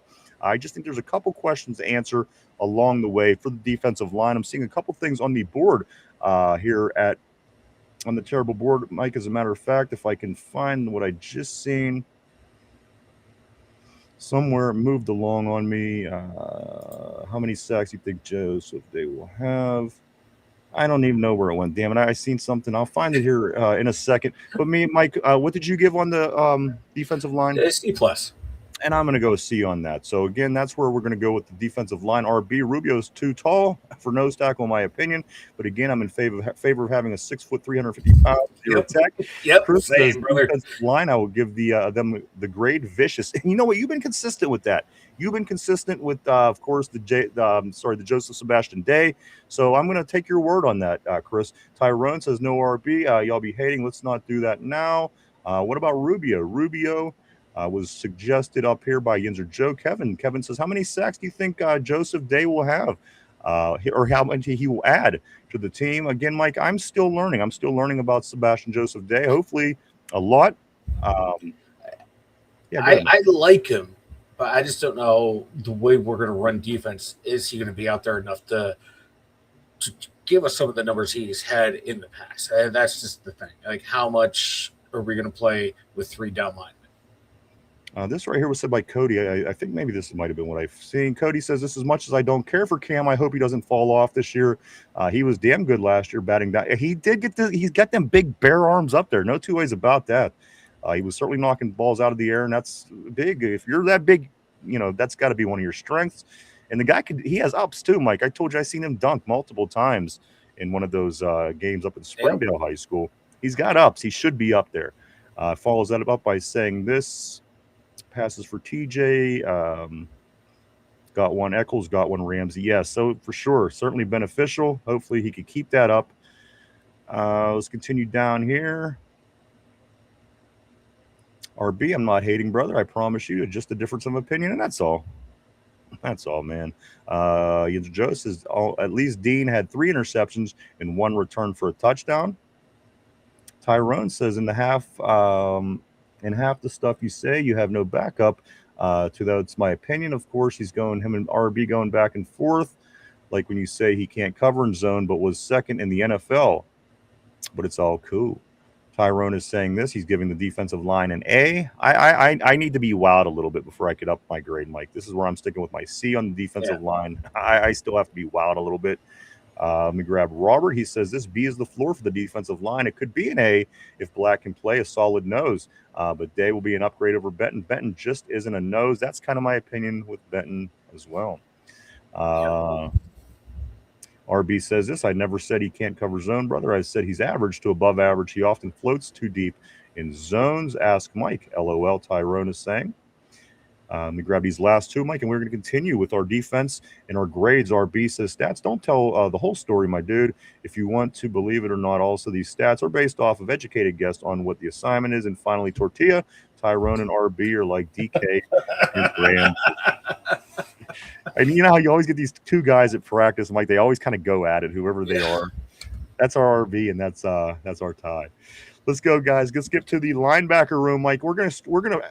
Now, a lot of times we do grades when we do things like this. We go linebacker room, and we include insides, outsides, all sides. But we are going to split it up today, Mike, for the sake of the grades. Let's start with the inside linebacker room.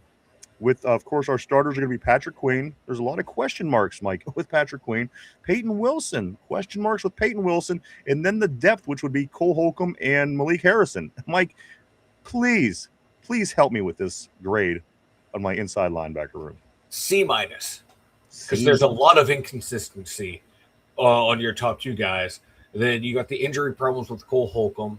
That when he was healthy, coming in the first couple of years with Commanders, looked like he was going to be like a Pro Bowl type player, or at least close to it. The first couple games here, he was looking really good. Then got hurt. Malik Harrison showed me nothing last year. Little Bruner. I would like to think he can come in and make a difference. I like what he does on special teams, but I'm not sure. But I'm giving it a C- because our top 2 guys are really inconsistent. They will have games that, like, fuck yeah, man, we got a nice little duo here, and then it's like, oh, is this your guys' first day of playing football? Did you guys want to make a wish to come here and play football? It's like, what the hell are you doing? So it's like a C- for me, just because they're so inconsistent. You don't know what you're getting game in, game out. Sometimes even drive to drive. Yeah, you know what? I want to give them a D+, but I'm not going to because it's summer and I feel like being a nice guy. Mike, but for all those reasons that we mentioned, I just don't, unless they really show us something, and this could be an Achilles heel. I don't know. I don't know, Mike, but I'm going to stick with a C- for the inside linebacker. I just think that there's issues there. I think this is a bit. Again, this is my question mark for the team. Is this inside linebacker room? Let's see what everybody's saying on the board right here. RB is saying he's giving the linebackers an A, linebacker C+. Tyrone is saying Patrick Queen sucks. Harrison does too. Yinzer Joe says, agree with Tyrone with you there. And I do want to say what's up and welcome to Fire Channel on YouTube. Welcome to the show. Fire Channel Mike is asking, how do we feel about Rico? We did catch up early on that today.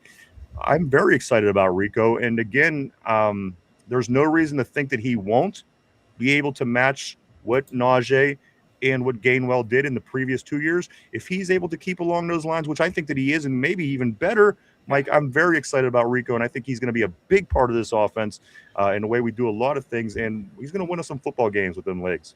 Yeah, I'm really high on Rico. Like Ryan said, I think him and Jalen Warren would be a really, really good 1-2 punch. I'm looking for – it's because we have two really good backs. If either of those guys sniff 1,000 yards, I'll be happy. Just because I think there are going to be a lot of back and forth between those guys, and we have a lot of guys to throw to on the offense now.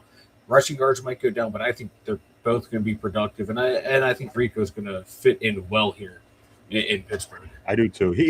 Listen, he's a Pittsburgh running back. Whether you like Noel, whether you like Kyler, whether you like Tomlin, whether you like Mac, guys, Rico Dowdle is a Pittsburgh Steeler through and through. The running back, guys, I'm very excited, and I do want to say welcome to the Terrible Board. Thank you so much for the question, and I hope you do stick around. Great to have you here, Fire Channel on YouTube.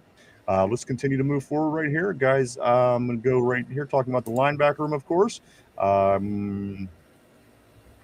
RB says this, you have to kind of curve the linebacker grade because it's such of a effing piss poor Pee Wee League scheme. I know. So again, a lot of things too, RB. We are going to learn. That's why I continue to say that as well. We're going to learn a lot about this team because maybe they weren't reaching their potential or put in the right system and ways to execute under the former staff. Let's see if Coach Graham and Coach Mack could put it together and get these guys doing something great. Kevin says Peyton Wilson will break out this season, and I hope you're right. He has potential. Don't get me wrong. Yeah. I don't hate Peyton Wilson. I just want him to be a little bit more consistently through and throughout the course of the season. Yinzer Joe says it doesn't help the linebackers when the defensive line gets pushed into them. And also right here, Mike RB is saying, I'm willing to bet by week 5, everyone will be blown away with the improvement in just the linebacker room alone. The inside linebacker room, alone. Tyrone says, I'll see it to believe it. RB says that scheme was really, really, really, really, really bad for inside linebackers. We grab a couple more here, and then we're going to get to the outside, Mike, the edge rushers, where all the money is in Pittsburgh. You wonder where the money is? Go to the edge rushers. You'll find it there. Mark Malone, I ain't scared about our inside linebackers. Let me grab. RB says this, you can't run two defensive linemen on first and second down, especially playing soft zone behind it in defensive ends as down linemen. You need 2 nose tackles, and that's the case. Let's go here to Robert. Robert says, C seems about right. Holcomb, if really healthy, could slightly raise his grade. Malik, not good. Patrick Queen misses way too many tackles. He did lead the league. He led the league in missed tackles. So, I mean, it's not just trash talk. The dude literally led the league in missed tackles. Let's 2 tackles, and Peyton Wilson is an absolute stud, albeit still a bit inconsistent. I agree with that. Let's go here. Let's go right here. Probably was RB. Maybe a true nose take on double teams. Might only hope for PK can't cover and want to talk about Porter tackling. Have you not seen PQ? Here we go. Corey says all this argument over corner is silly to me. Name an available cornerback that's better than JPJ right now. Otherwise, we need to pay the guy. Cody says this Peyton Wilson hawk down Jordan Addison with a 40-yard advantage. He fucking tracked his ass down. Let's go right here to Ty. Ty says, agree. Don't drink. That's facts. RB, he says, I'm not telling you to pay Queen number 1 money either, brother. And then finally, Tyrone. Tyrone says, but we paid him pretty good to lead the league in missed tackles. LOL. Let's continue on, Mike. Let's get to these edge rushers. Some people like to call them. Let's talk about TJ Watt. Let's talk about Alex Highsmith. Let's talk about Nick Herbig. And let's talk about Jack Sawyer. Mike, pound for pound, what do you give the grade on the outside linebackers? What's your off-season grade to grade this room? B+. Like all 3 guys are never healthy for the past couple of years, everyone's banged up at some point when they're out there.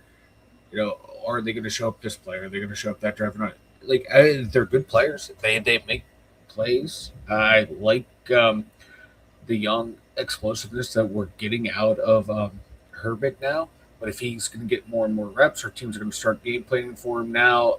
Now that he's becoming a known quantity, can he rise up to that level now? But Highsmith, steady Eddie when he's out there, but it's when he's out there. TJ Watt, when he's out there, but the play isn't there before. If this was 3 years ago, you might be talking about an A+ room out here. No, I think we're about a B+. I think that's a fair assessment. I think you got to give this room. I mean, RB says it's B+ to figure out all the money spent for the production. I mean, right. For all the money, it better get a good grade. Mike, from the future that you can see from Sawyer, again, he looked good. Couple picks last year, some big plays out of the rookie there. Of course, Herbig getting his bag. Highsmith, come on. I mean, the guy complained, say what we must. I mean, the guy has a terrible groin. Between his groin and his crotch, this guy plays about 2 games a year.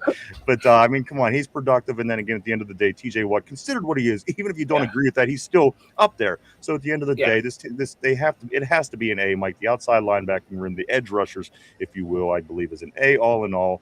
If you have to grade it out the way that you do, let's see if we could grab a couple of messages on way of the outside linebackers. I think Mike Robert is saying A+++++++ for these linebackers. RB again, Mike, he says this B+, have to figure out all the money spent for the production. Mike Tomlin says this. Mike, he says, Coach Tomlin in the house. He says, I never said we would win a playoff game. You know what? He never did. He's not being dishonest. Let's go. I do want to say what's up to Vegas in the house. Vegas, great seeing you. And more worried about others on this defense than JPJ. I agree. Come down here, Corey. I'll grab Corey. Corey says this. It makes me wonder if Austin was telling guys to go places they had no business of being. It's like when you try to tell your kids to do a task and you explain it poorly and they have to infer. Tyrone, agree that don't drink that, play better D, need all 4. RB, see Corey, I said that, brother, but I was in Austin. That was Mike's defensive scheme, but yes, you have to give leeway to everyone on such a shit scheme. Robert says, as far as the talent on the field, no team in the NFL has a better outside linebacker group. I agree. That's a pretty damn good outside linebacker group. Let's go right here. RB said, remember, it'll take 3 to 6 weeks for the guys to adjust. Mike Tomlin, Coach T, he says he told Austin to tell him. A couple more here, and we'll get back to him. Like, we got to get into our secondary. James Pierre had a 91.3 coverage grade. Joey Porter's is 76.6. Interesting. Mark Malone, we really, really need to get JPJ traded before camp. And Corey says at RB, great minds, bro. I didn't see your comment. My bad. Let's get to the secondary, Mike, and we're going to start with the cornerbacks and then the safeties. Dean, JPJ, Samuel. I mean, we have a nice. It arguably is one of the right now on paper, because again, Jamal Dean has never played for us. Yeah. Snap. ASJ could come along again. Mike coming off the big injury last year. Where do you have our cornerbacks when it comes down to a final grade? I want to go with an A.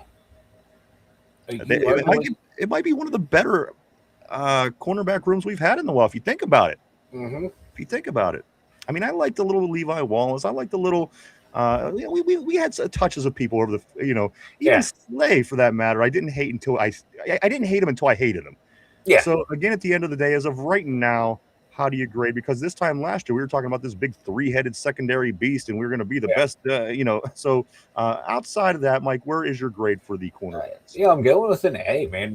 Borderline A+. I really like the guys we have on the outside. I like the depth behind them. I like what we can do in the slot by moving different pieces in and out. I really like it, man. And I'm really excited to see what Everett can give us in training camp. Because right now, T-shirts and shorts, we hear he's the next Mel Blount. That's a big... Or is he pads on? If he... is he going to turn into the next Artie Burns? I want to see what this guy has. But outside of him, man, I like the guys that we have. I like Eccles. You know, even he's like the Eccles, forgotten yeah. man in the room, but I Sure thought he was is. a very solid, productive corner last year. Samuel, he played well when he came back from that injury. But can he keep going forward? I think he can. I'm hoping that he can. But those neck injuries are always tough to gauge. I hate And neck those two injuries. outside guys, they're two of the best in the league. So yeah, I like what we got, man. I'm definitely seeing Pierre's name come up here on the list. Tyrone says that can't be right. JPJ had like 56 complete rate. LOL. JPJ played like 7 games. Tortilla says Mark Mahomes. RB's giving the cornerbacks a B plus. That's a pretty good grade. Vegas says, what were JPJ's coverage grades the years before last season? It's a good question. Maybe we'll look into that here. I do want to say, what's up, Vegas? Vegas, I seen you. We were watching the Pirates together last night. You didn't realize it because I was creepy and hiding. I was just watching the game over at my buddy. He does the reaction for the Pirates, the play-by-play. As a matter of fact, I saw Vegas, and I also saw Miss Pittsburgh in the house over there. Mike, you remember her from football season. But again, I was creepy. I didn't say hey. I should have. Yeah. Maybe it's even creepier than I'm telling you now. But I think that Vegas enjoyed the Bucco game. Nice comeback. Pirates win that 11-7. Let's jump back on the board right here. Let's go to Vegas. He says James Pierre. Tyrone says a DB room is stacked. Let's go down here to RB. I don't like not having a burner back there. Dean was a 4.3 guy, but I don't think he is anymore. Tortilla says I give the linebacker room a double D because my queen better have them double Ds. I like it. That's what we give our derpy room. We give our derpy room here double Ds. Let's continue on to the Yinzer Joey. Says Joey was a 74 in 23, went down to a 56.3 in 2024. Tyrone says Vegas. Pierre barely played. Who knows? Let's go here to Chris. Chris says this is not Tallman's D. Cornerbacks get an all-no Tampa 2. All new. Okay. Vegas says way over yesterday. My man and also Mark Malone says I'm thankful this isn't another gay cockerel Burns secondary, which sounds very funny when you put it that way, Mark. Hey, Big Play Willie Gay was a man of big plays. You know what? I like that Ross Cockrell early as well. I mean, yes, he shit out, but early on, I thought he might have it. But he shit the bed and Burns, Mike. The 3 names together, obviously classic. And a good way to finish out the month, I'd have to say. Yeah, I would say that was a cherry on top. But Artie Burns, Jesus Christ, Mike Tomlin. Artie Burns, I thought he had a really good rookie year, and I was so looking forward to see what he could do. Know. And then he had a bunch of off the field stuff that happened that, kind of derailed his development. But then he's still playing in the league up until last year or the year before. He was bouncing around the league. So good on him. Mike Tomlin, Coach T back in the house. He says, y'all love my D. You all love my D. Damn it. And my aunt and my uncle too, I guess. RB says all this boob talk. I challenge all the ladies on the terrible board to try and dethrone Derpy in a wet t-shirt contest. RB, now we're talking. I couldn't agree more. Let's go right here to Ty. Ty says JPJ stats last year, 56.2 passer rating, 3rd in the NFL, 24 incomplete rate, never let up a touchdown.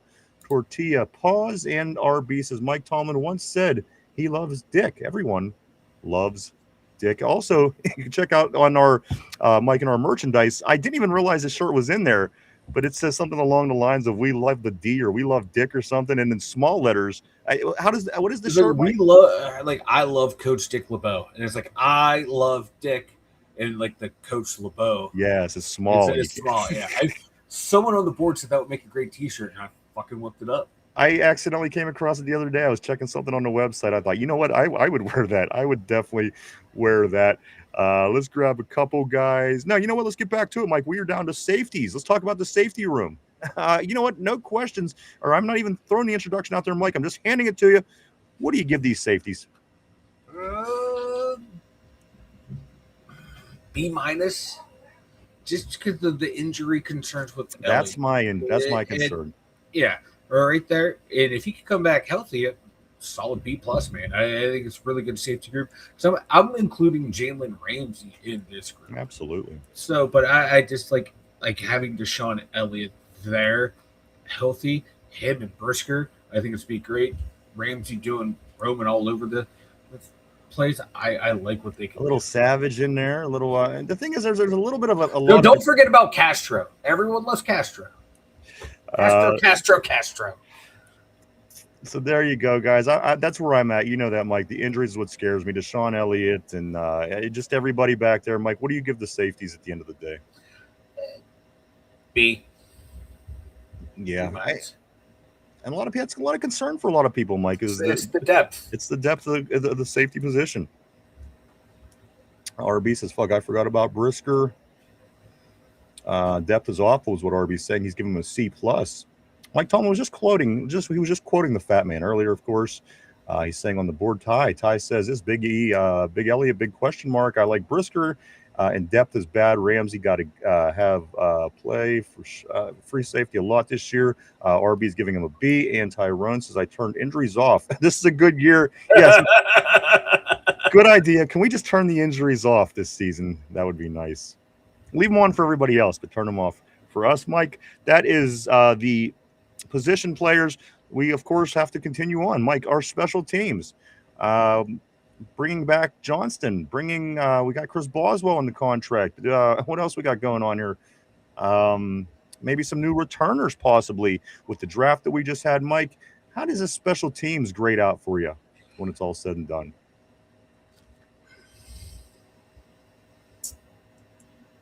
Really love Bozzy.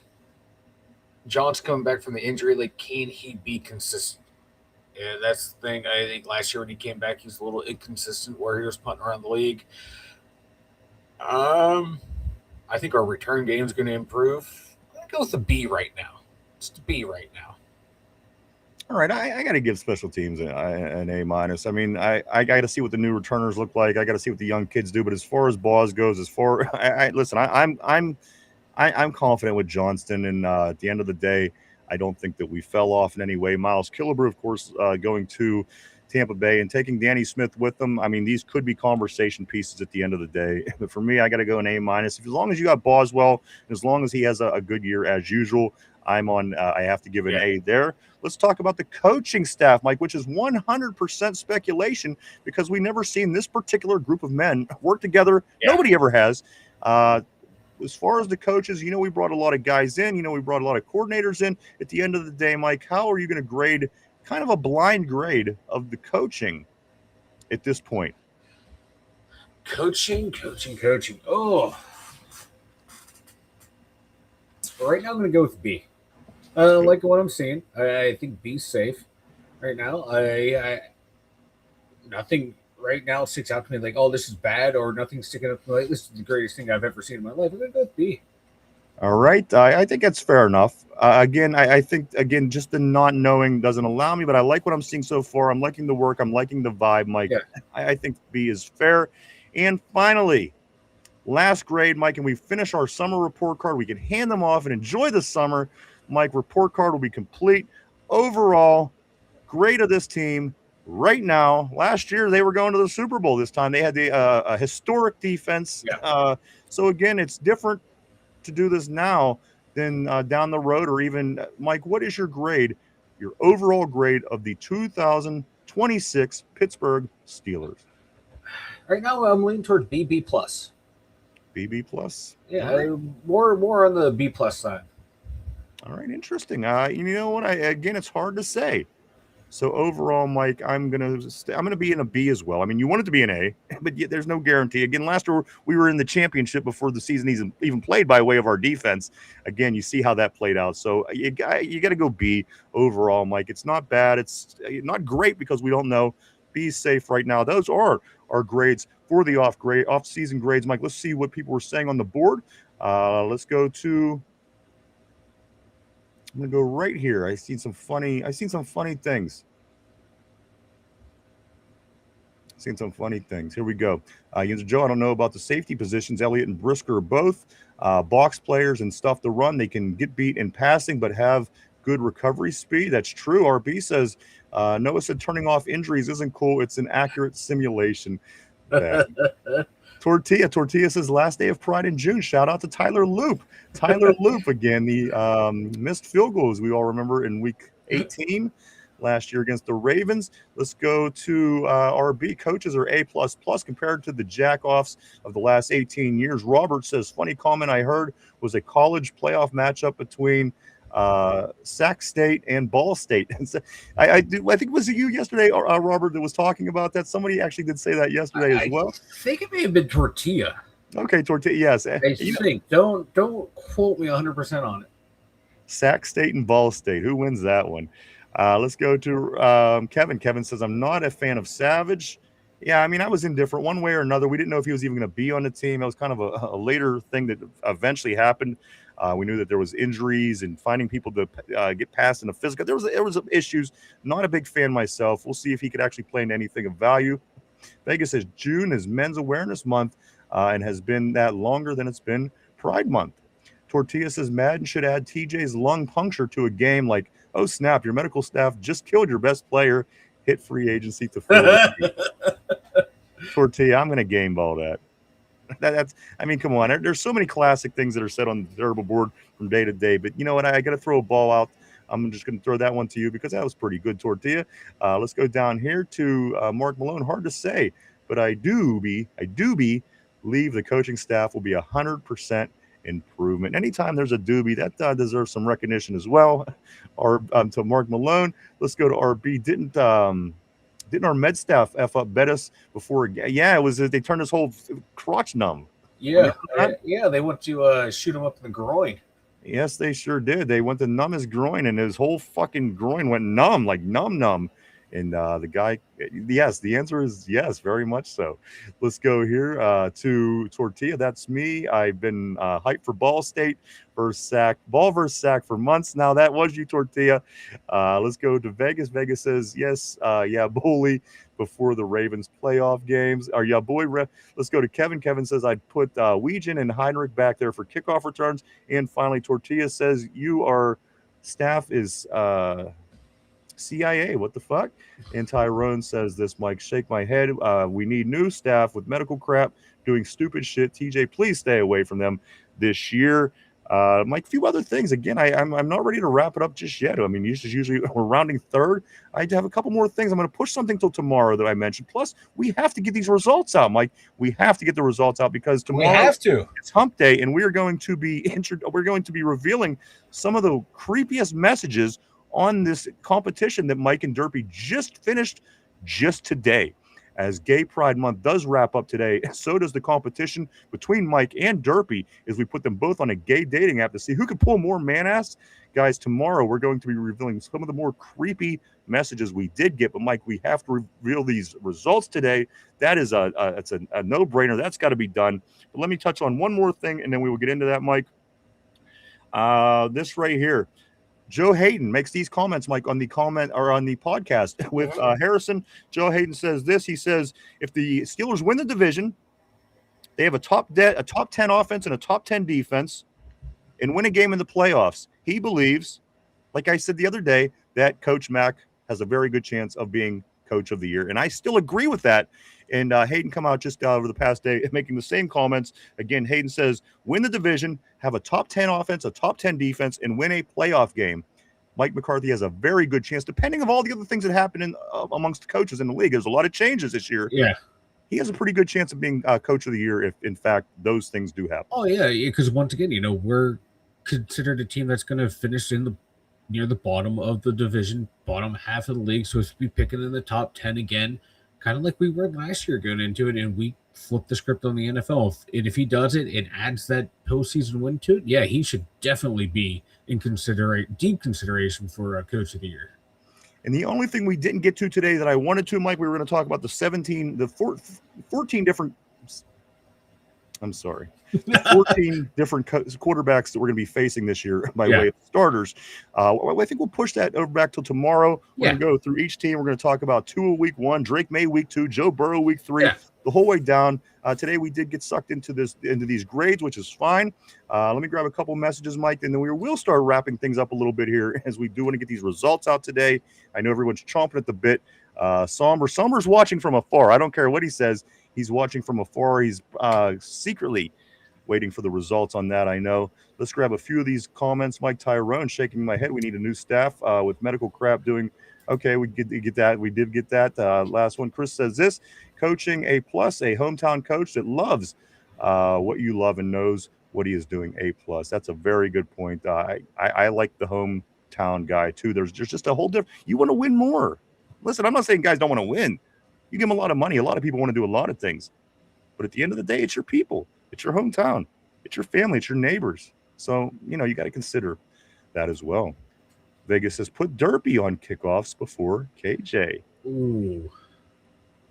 Let's go to Yinzer Joe. I did hear that the Steelers do have some different training and medical staff. Thank God. Vegas says, oh, no. Vegas also says they're going to end up spooning each other. RB says this, Mike. He says, okay, Yinzer Joe, I'm tired of this coaching and medical staff. We needed changes everywhere. Follows that up by saying, questions, guys, what does Mike McCarthy have to do to get coach of the year? I think it's just, I think that it plays a lot into what all the other coaches do as well, Mike. Yeah. It's hard to say because with all these coaching changes, I mean, there's going to be a lot of different people. They could overachieve. They could put them in good positions to win that ultimately when it's all said and done. Let me grab an RB and an Yinzer Joe. Mike, you finish your thoughts with Tyrone. I'll finish these two, and then we will start to wrap things up. It's like you said, it's all going to depend on like what another team does, if that can hinder McCarthy. Because remember when Ben went out and we ran Duck and Mason, and somehow made the playoffs. No one thought Tomlin deserved coach of the year, but like the Browns actually had a winning season, and then Stefanski gets coach of the year. Like, what the fuck are we doing here? Stefanski. Yeah. That's the one thing that pissed me off more than Mike Tomlin never won a coach of the year. Stefanski. Listen, I don't care if they stink and they have one good fucking year and go to the playoffs. That don't deserve to be a coach of the year. Yeah, and they actually had a pretty good team that year too. So it just boggles. It just made me laugh. So that's kind of stuff McCarthy's going to have to overcome. Like one of those little teams that's just going to come out of nowhere and win a handful of games more than expected. And like, oh my God, coach of the year. And you're never going to hear from that coach again. And Mike, the thing about Stefanski is this: he just made the Browns be just like you should be every year. You should be in the running. Yeah. You should get to the playoffs every once in a while, and you should win a playoff game, even if you are not a good team, Mike. And the reason that he became the coach of the year is because he made the Browns a normal football team for once. Yeah. Is the biggest bunch of bullshit. Let's get us some coaches of the year, guys. I'd like to see Coach Mack do it. Let's continue, Mike, on a couple of these messages, and we are going to get some results out. Let's go right here. McCarthy has to win the division and at least one playoff game is what Yinzer Joe is saying. Vegas saying King Derpy's boobs are so big, two guys can titty fuck him at the same time and never meet. Holy shit. I got to give half the game ball. I got to. Holy shit. To never Vegas meet. From the top fucking rope. That was from the top rope, man. That is a good one. That's like some Ricky Steamboat, Macho Man, Randy Savage nonsense is coming out of nowhere. I fucking love it. Tyrone said he was thinking the same thing with Yinzer Joe making the comment about Coach Mack, of course. Let's go right here. Let's go to Tortilla. Mike said, we need changes everywhere, but Omar said, Rooney, change your underwear. Vegas, guys. Mike, I tell you what, why don't you go and tell everybody about the website? We'll kind of do it like that. Dum Yinzers.com. Check it out, everyone. You know it's over there. We got all of our social media links. We got articles over there. And this is your thing, man. We got the merch store. You can buy your I Love Dick LeBeau shirt over there. People might have to do a double take, but they would know you love Coach LeBeau just as much as Mike Tomlin loves Coach Dick. Everyone loves Dick. Everyone loves Dick. Dumyinzers.com. All right, let's do this, Mike. We're going to do the trivia question of the day. So put on your thinking hat, everybody on the board, everybody at home. This is the question of the day. Here we go, guys. Tom Brady holds the record for most yards thrown against the Steelers in a game. Mike, he went 23 for 33 back in 2013, and he threw 432 yards. That is the most a single quarterback has thrown against the Steelers in the history of the team. Tom Brady, 432 yards. However, that's not the question of the day, Mike. The question of the day is, who is second on the list with 430 yards? I'll give you a hint. It wasn't Tom Brady. Guys, think that over for a minute. We're live 5 days a week right here, Monday through Friday, 11:30 a.m. to 3 o'clock p.m. every day right here on the tube. On tube. So again, let me just throw this out there, guys. Question of the day. We all know that Tom Brady holds the record for most yards thrown against the Steelers in a game. He threw for 432 yards in a 55-31 win back on November 3rd, 2013. He went 23 for 33, 4 touchdowns while throwing for 432 yards. But that's not the question, guys. The question of the day is this: who is second on this list with only 2 less yards thrown against the Steelers? Mike, 430 is the number we're looking for. And the hint, of course, it is not Tom Brady. Let me take a look on the board. Vegas saying 6 right here. Tortilla is saying Dak Prescott. Yinzer Joe, let me just grab. I have to say, at least Omar is trying different things these past few years. I thought Kevin Colbert wasn't going to leave and let Omar cook. I agree. I'm 100% with you there. I am 100% with you there. Continue on the list right here. Robert is saying last year's Flacco is his guess. If you think you know it, if you know it, just throw something up there, perhaps. Guys, again, Tom Brady has the most yards against the Steelers in one game through the air, the most in the history of our team. We're looking for the person who's just right behind him on this list, who's just 2 yards less. Mike, what is your thought process? I forgot about Flacco tearing us up last year. Fuck. I was going to say Mike Vick in that wild overtime game. The tie. Yeah. You could say you didn't commit to him, Michael. Joe Flacco. I did not commit. I'm going to go with Grandpa Joe. Joe Flacco. I'm going to go Joe Flacco, Mike. No, fuck it. Give me Vic. Give me Vic. Right. You want Michael Vick? You Put got it. All right, former Steeler quarterback. No less, you're going. Tyrone is saying Joe Burrow. Yinzer Joe is saying Joe Flacco. Robert Joe Flacco. Guys, again, the question of the day. Everybody knows Tom Brady holds the record for the most yards against the Steelers passing in one game. He had 432 back in 2013. But, guys, the question of the day is who's number 2 on this list, coming just 2 yards shy with 430 yards.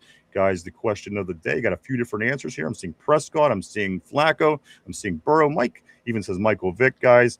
I'll give you just another moment. Throw your guesses. Maybe you know it. Maybe you do not. Throw your guesses. Throw your answers up on the terrible board. We will be giving that answer in just a second, Mike.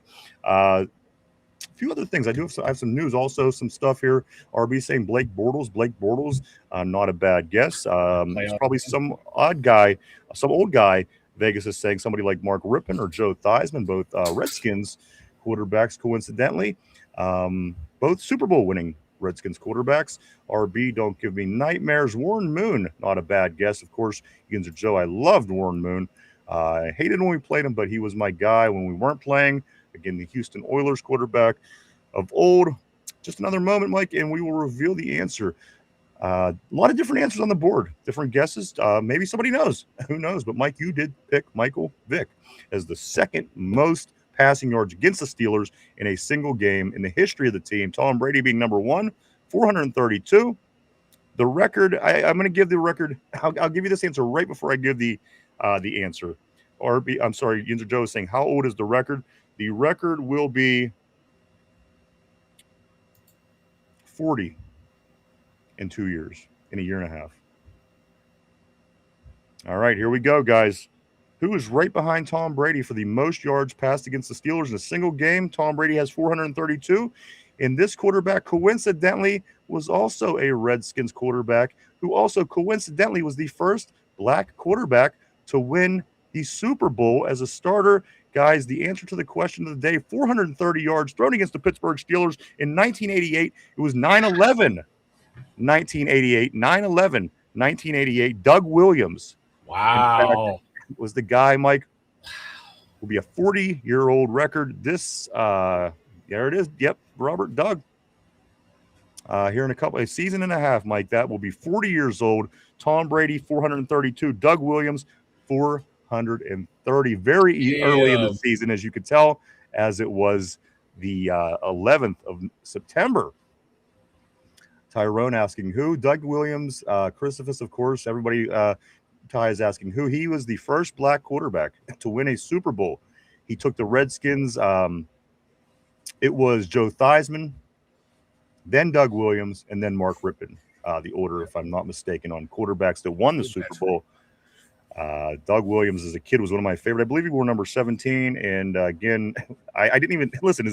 At 10 years old, I didn't even see black. I didn't even see white. I just knew that I really liked Doug Williams, and he was doing really great things on the football field. But that, guys, was the answer. Great job, everybody, on the guesses. Yinzer Joe says Moon had that run and shoot off. Yes, absolutely.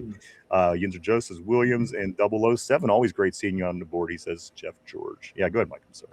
I was going to say, I may have had the wrong quarterback, but I had the right melanin count. You did. Hey, you know what? That's you're or as you would say, melatonin. No, right, melatonin. Christopher says that's the clue that gave me the gotcha. And Robert says I loved Rod Woodson, referred to the run and shoot as the run and punt. Of course, the run and shoot was huge. That was their thing. The Houston Oilers back in the Terror Dome days at the old AFC. What would have been AFC Central, I think. Yeah. But great job, guys. Dougie Williams, one of my favorites as a child, for sure. Mike, the quarterbacks of that time were Vegas says, teach me to do the Dougie. Mike, the quarterbacks of that time were the John Elways. And then in this NFC carousel of good quarterbacks that just kept getting there.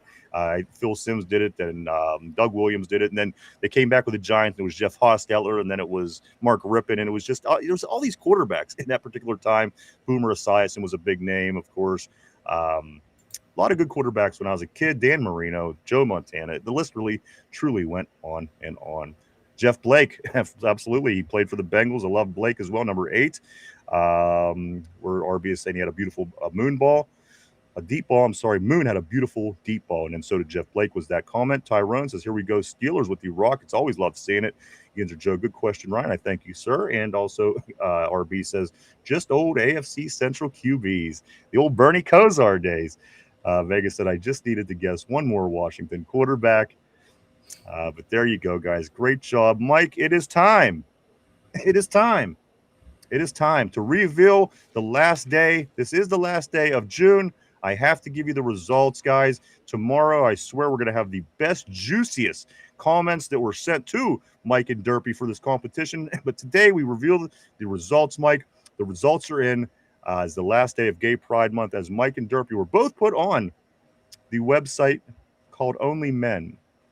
Not only fans, only men. I didn't want to reveal that. I didn't want to get anybody on skewing the results, but it was the Only Men gay dating website. I put Mike on, I put Derpy on to see who could pull more man ass. And right there, Yinzer Joe saying Happy Pride Month, Mike. These are the results, guys. It's going to turn into like lore on this show that I am really gay. Well, hey. Let's talk about the results. Hey, if it's good for the show, if it's good for the show, I don't think there's anything wrong. I'll be gay for the show. Here we go. The results are in, Mike. You did manage to pull 240 views when it was all said and done. 240. Okay, that's respectable. It was 17 days. The competition was 17 days on this website, Mike. You and Derpy both to see who could score more man ass. You did get, in fact, 240 views. Derpy overall got 327 views. Well, again, I still have the pictures. This is the one that was used for me. All right. And and there's the answer right there. Is it the way he has his Superman cape tied and a little ribbon around his neck? The little like chest hair and pimples he's showing on the chest hair. He said the beard not coming in fully. Right. There's a lot going on there. I mean, look at the eyes. Look at the eyes. Look at that smile. Don't you want those eyes looking up at you? Derpy with the cape. Tyrone says, looking up. Yeah. I was wondering if that one was going to register. 327 views, Mike. He managed 99 likes. Wow. 99. I mean, he really 17 days. Derpy could pull some man ass if, in fact, he was gay. Let's go right here, Mike. And then also, Jamie Carlos says Flacco. Mike, and you managed to get, which isn't bad. Listen, all things considered, 240 views. 240 views with 75 likes. But again, you didn't have the bow and the pimples in the chest hair. So again, at the end of the day, I wonder if I came in with the distinguished look. I might have done that. You really wanted. That's the thing. You really wanted to compete. That was the problem. I did too. Like this is like the sad thing. Like I don't like losing to Derby. Yeah, I know. But if you're going to lose anything at Derby, I guess this would be the one. I guess this would be the one to lose. But I still wanted to win. So I would have shown cheek. I would have shown butthole. Anything to win. But you wouldn't let me.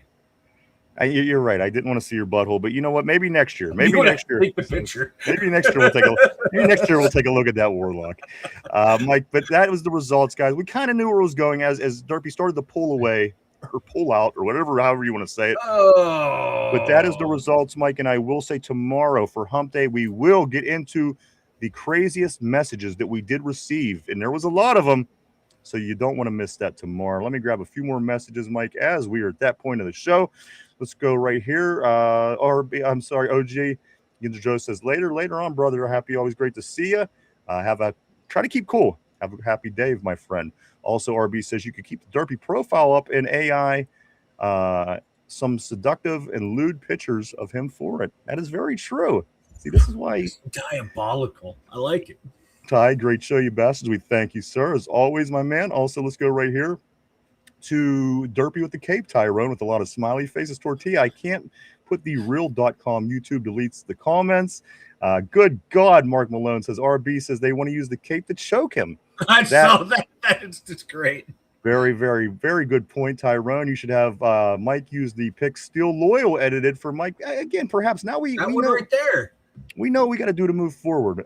Tortilla says you don't have to be lonely at Yinzers only. I like it. Let's go here, guys, to only.com. Gotcha. Tortilla, that took me a while to get right. You're all good, brother. And finally, Chris says, Ryan, you get my stamp of approval. I'm not gay or homophobe. That does not mean I think I'm better than them. Absolutely, my friend.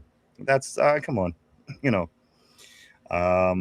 I agree with you 100%. And Christopher, you were always the level-head voice of reason a lot of times in conversation. Let's get to a few things, Mike, as we do. I do want to say congratulations to Derpy. We'll somehow figure out how to turn this into something, get Mike his reward for losing and Derpy his reward for winning. We'll work on that as the week goes on. People want to punish Super Derp. Mike is Vegas is saying people just want to punish him.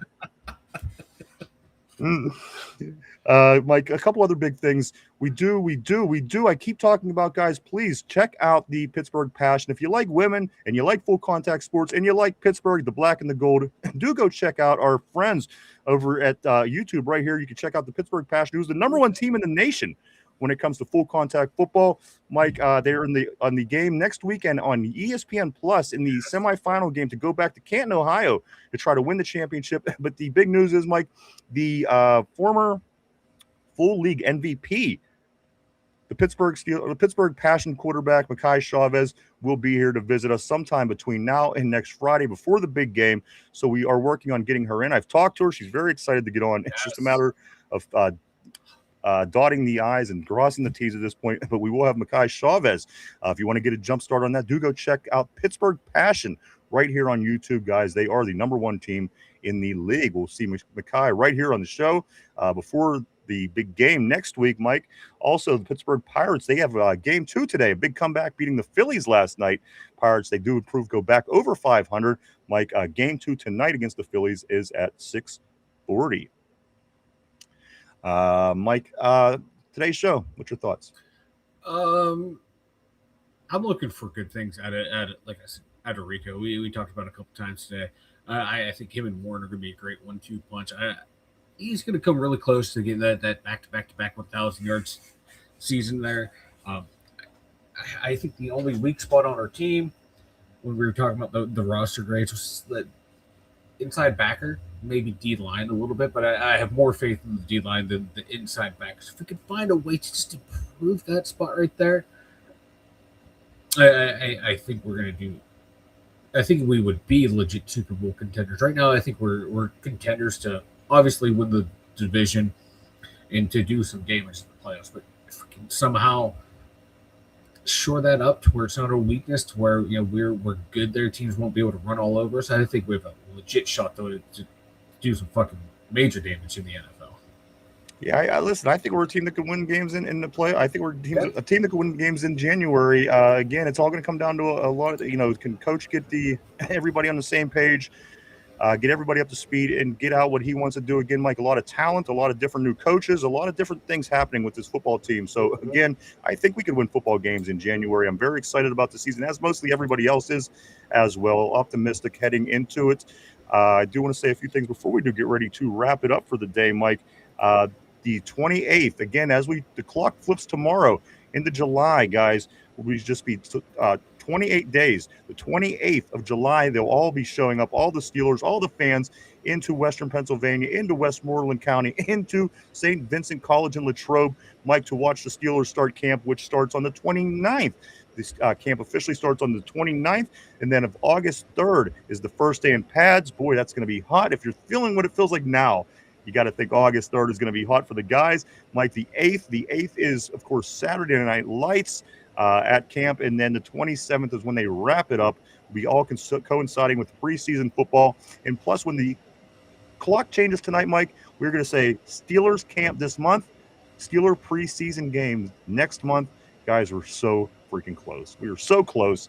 You can almost taste it at this point. It is very, very close. Very, very close. I can't wait.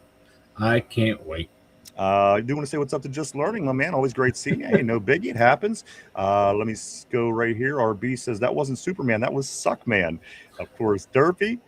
Vegas says all you need is your son to go to school and brag that his dad won this.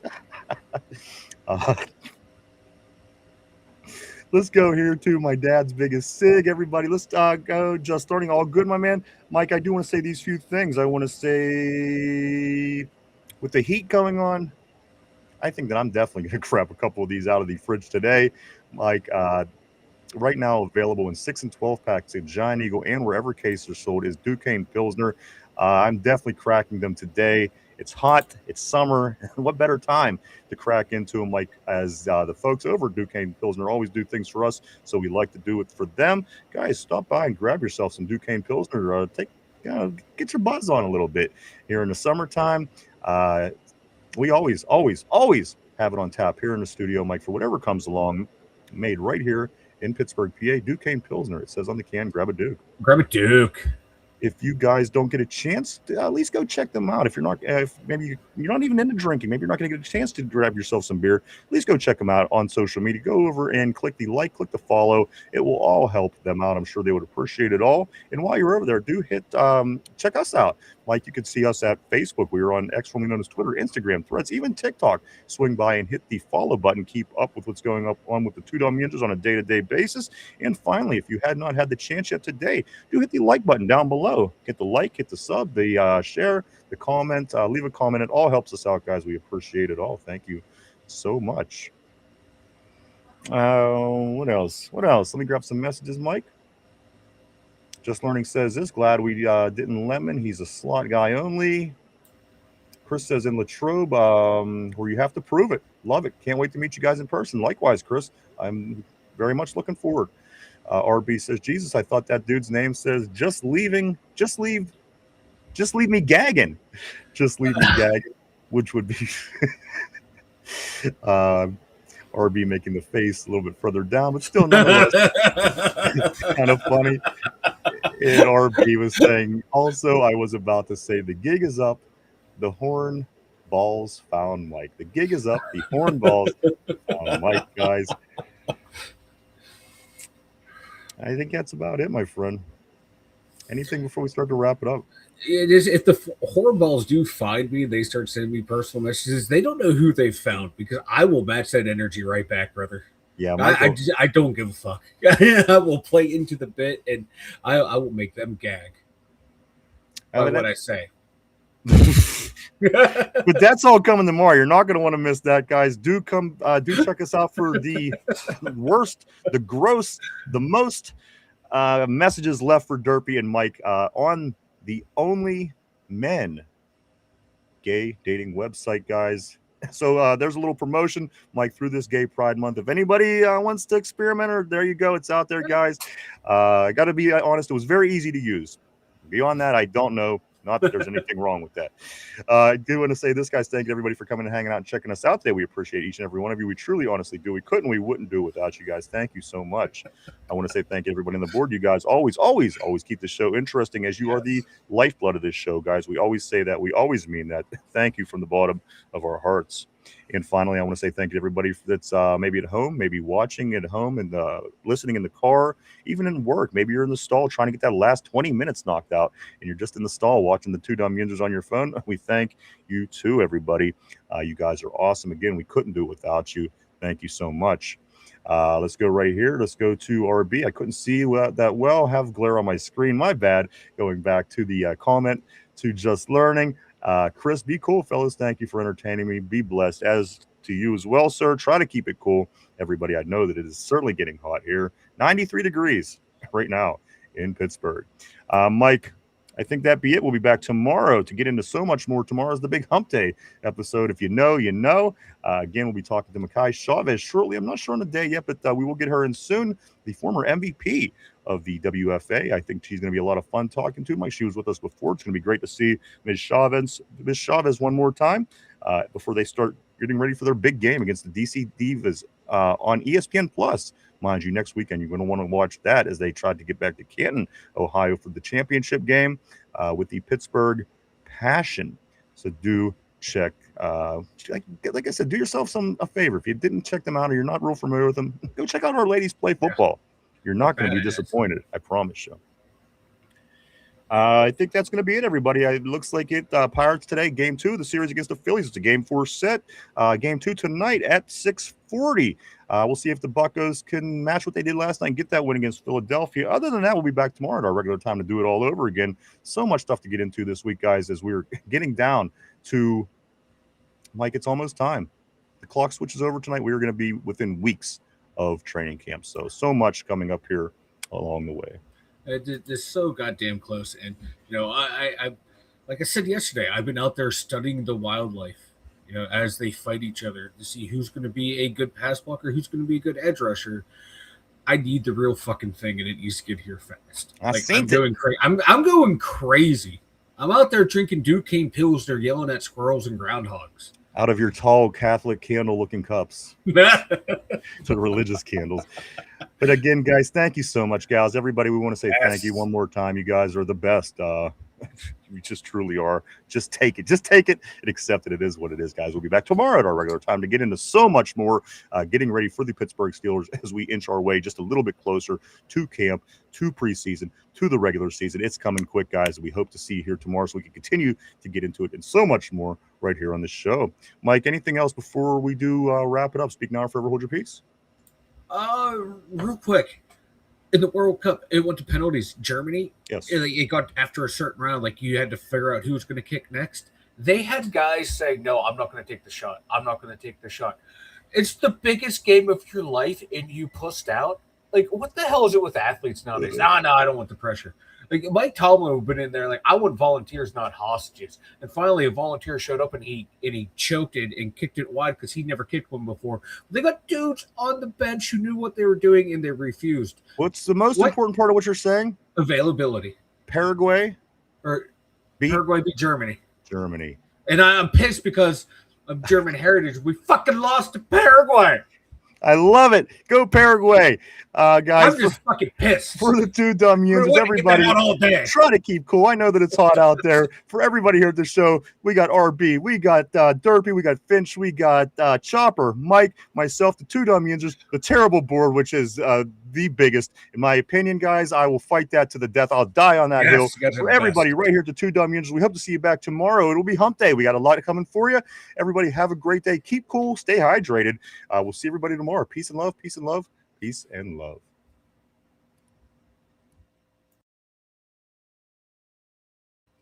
Fuck you, Paraguay.